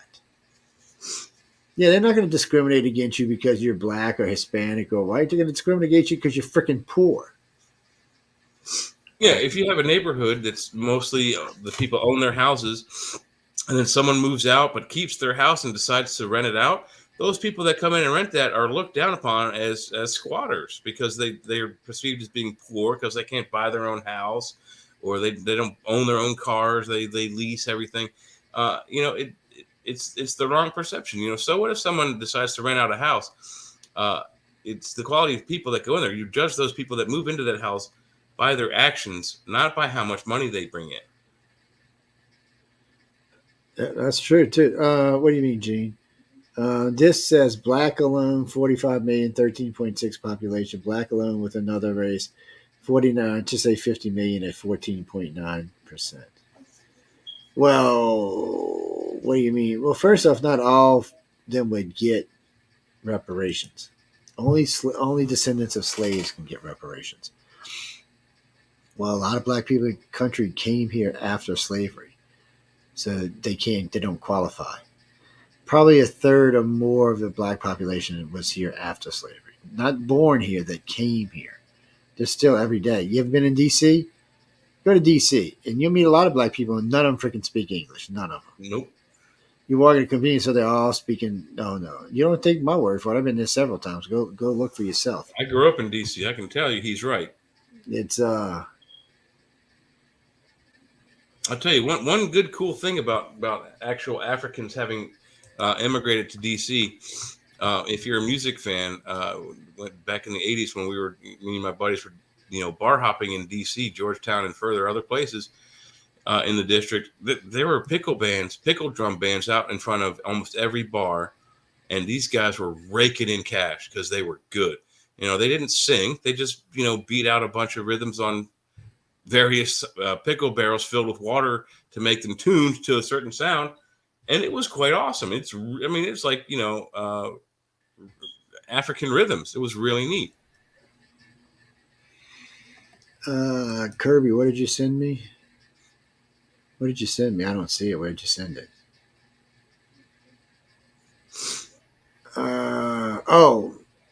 You mean Blacks by Cities? Okay. No, you'd have to go see them. So you can't really go with the maps because as far as in cities, it's going to be like Los Angeles and probably Philadelphia and New York. These are big cities, so they'll have a larger black population, but it won't be like it is in New Orleans and a lot of the southern cities where it's 60% black and 40% white or 35% white. You're not going to see that. Even in New York, you're not going to see that. It's not going to be that high. Even with 4 million out of 9 million, it's still only 35%. In LA, 1.3 million out of how many they got in LA? 5 million or something. That's just Detroit's the same way. Yeah. But the majority of blacks live in the South. So even when you take these cities right here, which is New York, Los Angeles, Detroit, Cincinnati, Philadelphia, you've got. What about Chicago? For some reason, it's not in this list. Cincinnati's in it, though. I'm surprised Chicago's not. But you've got, let me see, 2 million, 3, 4, 5, 6, 7, 8, 9, 10, 11, 12 million out of what we said, 49 million. So you got about 30 million, 35 million of blacks live in the Deep South. Not in the South, in the Deep South. It's different. The Deep South is lower part of Texas, Louisiana, Mississippi, Alabama, Georgia, and Florida. That's considered the Deep South. Yes, that's considered the Deep South. Anything else of that is like Heartland or Mid-South. It's not the Deep South. Mm-hmm. And the Deep South is where slavery was. But somehow or another, everybody down here has figured out how to get along. I don't know why you damn Yankees can't figure it out. Everybody tells me the same thing. If you're black up north, it's way more racist up there than it is down here. And that's the same. When you do events for racism, you'll find that the majority of hate crimes against blacks happen in the north or in California. That's what's another crazy. Cities in America with the largest black populations for 2023. Number one city is Jackson, Mississippi, with 82% being black. That's the capital of Mississippi, people. That's the Deep South. Which would have been the most racist state in the Union. No longer can say that. Detroit, Michigan is second with 77%. Isn't Mississippi where that governor was shot way back when in the 60s? It might have been. Birmingham, Alabama is next at 68%, and Miami Gardens, Florida is 64%. So in all of those cities, blacks are dominating, so everybody else has to get along. So go down there and see how they treat everybody. See if they're treating people the way they want to be treated. Because remember, so we did a poll of 100 black businesses about 8 months ago. And out of that 100 black businesses, we found 8 that hired employees other than black. And out of that 8 that hired employees, 5 hired Hispanics, 3 hired like Pakistanians or Middle Easterners. None of them hired white people. None. Tell me that's not discrimination, people. And these are decent-sized businesses. Oh, yeah, but that's discrimination any way you look at that. Oh, yeah, if that was white businesses doing that, it'd be, they're discriminating. They'd be in all kinds of fines and troubles. So when you live in cities where the population is overwhelmingly one color, then everybody is a minority besides them. That's the way it should be treated, but that's not the way they treat it. They allow for them to get away with far more stuff than anybody else can. Well, it's not just whites. They get over on Hispanics. Yeah, they do. Hispanics, besides the Native American, are probably the worst treated in the country right now. Yeah, they're definitely looked down upon, especially the day workers. Now see, and Home Depots. This map shows New York, Atlanta, Chicago, and Washington. And between them, there are 5, 6, 7, 8 million people.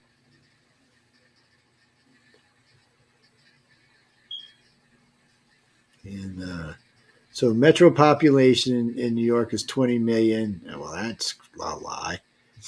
3 million of them are African. Atlanta is 6 million. 2 million of them are African. Chicago is 9 million. 1.5 million is African. Washington. See, these aren't like what we were just showing you, like the other cities we were showing you in the South where it was way higher percentages. And the reason I bring that up is to show you Jackson is the middle of Mississippi. I mean, this used to be the most racist place in the world. And you know what? It's not anymore. And if you're in the Deep South along the Gulf Coast, you're not going to see any racism, any gay hate, any of that. Because we're very laid back and we really don't give a shit. And you know what? If you ask us what bathroom you want to go in, we don't care. As long as you're not perverting in front of our kids, we don't care. It's just one of those things. What do you mean? I have black hosts on the networks. I have black subcontractors. I have black friends.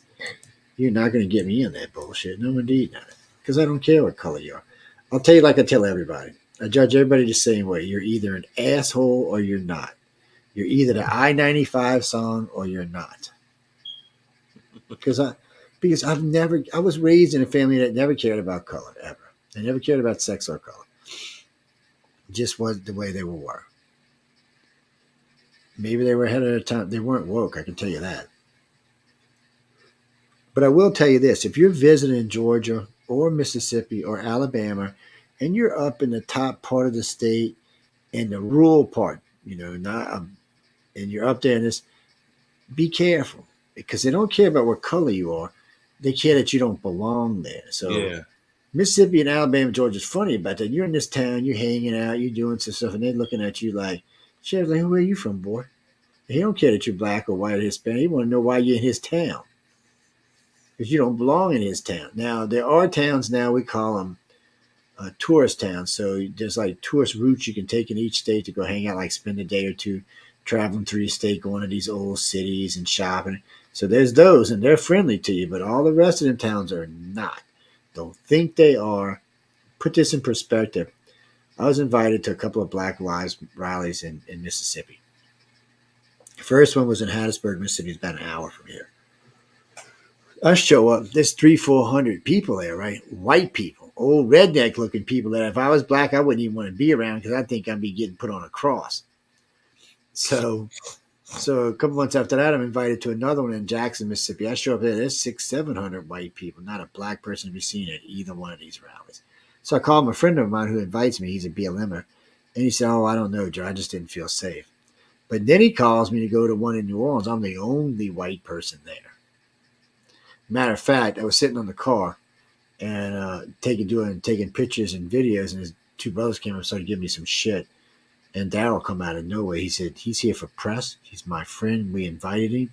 He's here to show that we're not what these people are saying we are. And you come right up and start acting like the people they say we are. He said, what is wrong with you? And then the guys are all like, I didn't know. We apologize. We just thought he was spying on us, blah, blah, blah. We'll make sure he's taken care of. And they did, too. They made sure everywhere. They took me all over that night to get great videos and fed me and all kind of good stuff. He said, he said, I'd put you in blackface, but somebody get a picture of it and make fun of you. It's like, I don't think so, dude. The last thing you need is a picture of you looking like Al Jolson. Yeah, that's what I said. I said, I don't think that's what is going to happen. But Daryl's big with them, and he from time to time he calls me in because he wants the press, and and I'll make videos for him, and they can go use them. But he wants to show you that. Because, in the South, there was none of that shit that went on up north or out east. There was no burning of buildings or pillaging of places. No none of that went riots. on. There's none of that because, one, everybody down here owns a gun. So you just start going through neighborhoods tearing up shit. People would have been out there shooting you in the ass with rock salt. Or you throw a rock into the wrong business window and boom. Oh, yeah. Or you throw a Molotov cocktail, it might come flying back at you. Yeah. So it's a little different down here. Liberal cities are way more, how can I say this politely, stupid. And they're just, letting somebody march through your town, burning. And I never understood this about BLM. And I asked this to a couple of them. I said, why were you burning down black businesses? That made no sense to me. I mean, you were harming your own. These people didn't have insurance. He said, well, there was some mistakes. Somebody thought some of them were Hispanic businesses. I said, still. These are people in your neighborhoods hiring you, giving you jobs. Why are you burning the place down? I was like, he said, they just got carried away, Jerry. He said, with stupidity. He said, mob mentality. They all went berserk. It's like when the mob took over Wall Street for a couple of weeks, and a couple people got raped there, and other stuff went on. Or like when Seattle, they took over 14 blocks of Seattle for 2 months. I was like, really? So a friend of mine said, well, what you would have done? I said, I'd have put Martha on one side and Jenny on the other side, and I would have went for a walk. And then so first one approached me and said, I said, you know what, you better get on the ground or you may be meeting your maker. There would have been no way. I'd have walked around here like I owned a fucking place. And if somebody had been stupid enough to take a pot and kill their asses, because you know what? A dead witnesses can't testify. First thing a state trooper told me one time, I remember I was like 17 at the time. I was 18 because I legally had a gun. He said, Joe, somebody ever breaks in, you be sure you shoot him and pull him into your house. Or make sure you got blood on you or they tried to hurt you before you shoot him. He said, you're not, no problem at all. He said, because dead people can't testify. And I was like, well. I've always told people, if you're in a crisis conflict, make sure only one story gets told. Yours. Carolyn, would I shoot somebody? I'll be honest with you. If somebody was a mess with my family or put my life into where I feared for jeopardy, yeah, I'd kill somebody. I don't think I'd burn in hell for defending my own. Yeah. Well, you think I should just let him kill me and then I go straight to heaven and he goes to hell? I don't know if I like that idea. And it's not so much about me as it would be about my kids and my family. I might shoot somebody. I don't want to have a real problem with it. I was trained to kill people when I was in service anyway, so I wouldn't do it. I mean, you'd have to really do something to me to make me kill your ass, but no, but I would. You mean the Seattle thing? Oh yeah, I don't want walking in there, no problem at all. I just said, excuse me, I'm going my way home. Don't mess with me, little boys. You're not gonna like what comes next. I wouldn't have needed the guns. I'm Special Forces trained. I would have whooped their asses just for shits and giggles. I'd have probably brought some chucks with me or a stick with me or something and just went for a little walk. I would have had no problem with that. No, I'd had no problem whooping their asses. And if it looked like they were a gang on me, then Martha would have came out. Pow! Next when it gets close, guess what? There's 31 rounds in here, so 31 of you bitches are not going to make it home. And you know what? I got 2 more clips here, so that's 93. You bitches are not going to make it home. Yeah, I got 31 bullets, but I only... Well, I carry 3 clips in my car, so...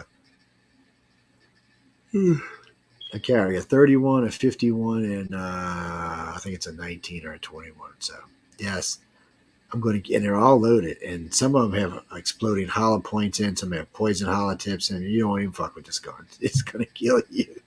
And I can't shoot the 110s out of it because it makes my gun jam up. So I got to shoot the high velocity bullets. I mean, the high velocity rounds, which means I'll shoot you through your damn corridor. Yeah, so don't, some people are not worth screwing with. That's why this shit don't go on in the Deep South, because we're not going to put up with it. It's like we've been having a carjacking problem in New Orleans. So you know what's happened the last 4 or 5 carjackings? The owner of the car caught the people trying to carjack him and brought them to jail. Some little old lady, just a little lady like 5 foot nothing, jumps out. I love it. She's got a pink 380 and pops 3 of them in the ass while they're running. Pop, good shot too, man. She just... She got on video. Pop, pop, pop. You see all 3 of them hit the ground. Here comes the cops with her little pink 380. It's so cute. The best one was, I'm in a pizza place. I got my gun on me. It's the only one that's open. You could see it. I was open carrying. And I'm waiting on my pizza. This guy come here to rob the store with a machete. So I'm thinking, I'm going to stop this. No way. The 2 young women in front of me, one was like 28, one was probably 32, good looking, both pull out pistols. And said, you're going to get on the ground and wait for the policeman. That's what you're going to do, boy. and there's like 30 people and everybody's, yeah. But that's the problem in the South. You never know how many people got guns on them because it's concealed carry. And a lot of states down here, it's concealed carry without a permit. Yes, I carry mine concealed sometimes. Not most of the time I don't, though. That's a very similar example I use for like the old West. People used to think the Old West was a lawless time. Everyone was getting shot. Murders per capita back then are way less than they are nowadays. Of course, the population was smaller then too. But, bank robbers didn't rob banks. If they went in there and there's 5 people in line and 3 of them have guns, even if there's 6 or 7, you don't know how good of a shot those people are. You don't know who the hell they are. The money. You don't want to get shot and you don't want to shoot somebody. You don't want to make any noise to alert the sheriff down the road to come over and get you. That's why they went after stagecoaches and trains so much. They were easier targets. They were moving targets. And trains were easy to stop back then. Yeah, you just put a couple of logs in the track and it has to stop. Yeah, today, no, Johnny Westy boy. Today trains are not as easy to stop. First off, them freaking locomotives weigh a shitload. Give the squash money. They go way faster. I remember a friend of mine said, gee, just put a stack of quarters and knock them off. I'm like, really? Let's go stack some quarters. I said, watch what happens to them. You got a bunch of flattened quarters. Yeah, I got a bunch of flattened quarters. And I mean, flattened out. You weren't using them for anything else. No, Dean, the bank actually took them back because they were whole. I think because they were silver, actually. We were too stupid. We were kids. We didn't know. We just thought we were out flattening quarters and nickels. The bank will take back any damaged money, paper, coin, anything. Mm. Yeah, on paper, it's got to be a little bit more than half and have one of the serial numbers on one side, and they'll take it back. Yeah. Yeah. Well, now, in banks, it's like during Katrina, 2 of the banks come and hire some of my people because I had come back in town with like 60 people. So they were paying me $75 an hour to rent my people. they were cleaning out the bank. Well, the money was melted. So what they were trying to do was just get the ring off the money so they knew how much was in each pack. And not all the money was melted, but a lot of it was. Oh, a couple of guys told me they were just telling them to take it. Yeah, the money that wasn't, they were just telling them to take it. Well, because they couldn't use it for anything. They probably had mold on it and shit. And, if they had it, then they'd had to have it cleaned professionally, and the insurance company wouldn't have claimed it, so they just were like, take it. But most of it was just piles of mush with a wrapper on it. Mm-hmm. Now the banks actually use a different kind of wrapper that's waterproof, so they don't have any. Oh no, these banks got most of their money back because they had records on how much was supposed to be in there. But so much of that stuff was still hard paper back there and not digital like it is today that they lost a lot of stuff. And then a lot of places lost their digital because, yes, it was backed up, but it was backed up at the same place that the computer was at. So in other words, so two of the companies I worked for, when we used to still use floppies, would have me back up our stuff and take those floppies to my house in case something happened, a fire. Because it's no good having a backup if it's in the same place and there's a fire, flood, or whatever, because the backup's now gone. Oh, I can't tell you how many companies I saved their ass after Katrina. So there were 200 companies in our building. 100 and something of them were flooded out 4 feet deep. All their computers were underwater because everybody puts their computers on the ground. So I went in to assess the damage and write my bid up, and I seen all these computers, and I called a different owner and said, because we were getting ready to trash the building. I said, come get whatever you want out before we start trashing, because people had artwork and signed baseballs and nasty pictures of their wife and stuff in their drawers and stuff, which we got a lot of that stuff, by the way. We got a lot of really nice booze, too, and that people had stashed. But I told them, I said, look, if your computer wasn't on, I might be able to save it. And they all got lucky because the power went out before the flood. So all the computers were off. So I saved all but about 8 of them. And I think it was 315 that I retrieved. Only about 20 of them we couldn't get to come back on. So these people were so happy. And all I was doing was retrieving the data and giving them the data. We were keeping the computers and selling them or giving them to schools and shit. And they were just stunned. He said, I can't believe you got them to come on. Because one was a company, they do mortgages and title company. And they just couldn't afford to lose all this shit. He said, because they had went and retrieved the floppies, but I guess whatever was in the water ruined them. And so I said, well, look, let me see what I can do. When I called the owner that night, he said, how much money do you want? He said, you just saved my life, my business, my family. Just tell me what I can do for you. So I said, I own a radio station. Go make a donation. So he made a $25,000 donation. Wow. And he said, keep whatever you want. He said, we are friends for life. I still see him every once in a while. He's like, and a lot of them were like that. A lot of them, their business was on their computer. And I went and saved their ass. They were stunned. We're good karma for me, but we got to go, guys and girls. It's 1 in the morning where Jay lives, and 109, yeah. And I keep hearing the little rental girl at the door knocking, so he got some company coming over. Yeah, she's early. Wait, what? All right, Dean, don't worry about it.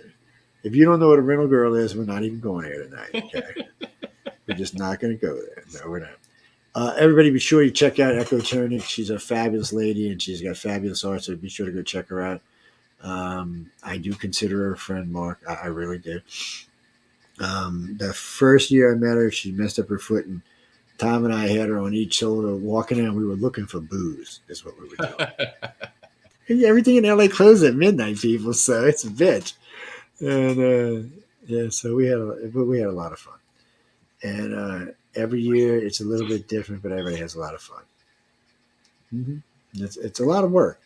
Even for me, who are there as press, it's still a lot of work. I mean, don't get me wrong. It's a vacation, but it's a working vacation. I don't really get much time to vacate. Most of the time, I'm either talking, working, or videoing, or audioing. Well, I got some good things I got to write. I got to figure out how I'm going to write it out. I was privy to some really private conversations, which I have permission to put part of the conversation out. So one of the judges knew the drummer of Rush really well. In case y'all know, the drummer of Rush was the lead singer, and well, he got bad cancer. And anyway, long story short, there was a lot of this conversation with him. So there's a lot of it I'm not going to be able to publish, but there's a lot of it I am.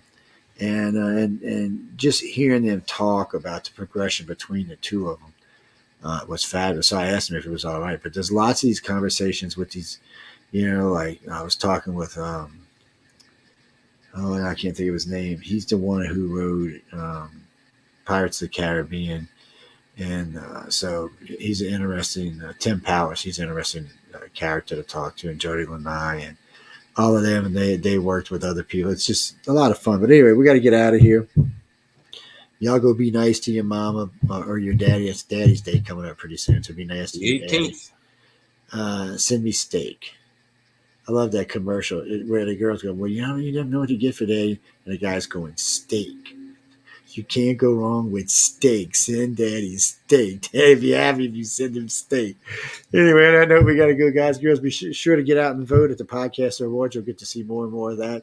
I'll make sure all the audio is on this computer next week so y'all can hear all the different promos. And be sure to check them all out. It's a lot of fun. But vote. Go vote for this show. So remember, if this show wins, technically 5 people are going to win because we have rotating hosts on here. You mean, which Emily you're talking? Oh, you're talking about Min's house. I have not talked to her today. She wrote to me earlier and said, are you having a show tonight? And I said, yeah, you're coming by. And I didn't see her anymore. No, her show aired tonight, I'm pretty sure. It aired tonight. I seen it earlier. It would have come before the Church of Mavis. I wasn't watching. I was at work, so I didn't see her show tonight. No, Emily's a fun host. She's a lot of fun. She's crazy, but she's a lot of fun. Yeah, she's wacky, but she's cool. Yes. No, we enjoy talking with her. And Trish comes and hangs out with us from time to time. Trish Moe, she does Missing Pieces. She may be hanging out with us a little more in the near future too. Missing Pieces and Peace of Mind, isn't it? The other one? The Missing Piece is what it's called. Okay. Yeah. Peace of Mind might be her web Facebook thing. It might be. I don't know. I get so confused because Michelle keeps adding shows. Be sure to go check out the whole line of show. The new website will be up between the 10th and the 12th. I'm just waiting on GoDaddy to migrate the domain to Homestead, and then the new site will be up, and then y'all can start adding and bitching and moaning about what you want to add to the site. It's a different site. Yeah, it's a different design. The whole site's different, and there's room to add other stuff to it. So, well, that was one of the problems with the old site. It was kind of full. You can just kind of keep scrolling down, which is how the program page is going to be, but all the rest of the pages are different. So again, on that note, stay tuned for Spaced Out Radio, or tune in for Spaced Out Radio because Scott, because he's on. He's actually on right now. He starts at 11. Yeah, so. Well, I own a freaking network. That's why. How you like that? Anyway, good night, you goofballs. Good night. Oh, man.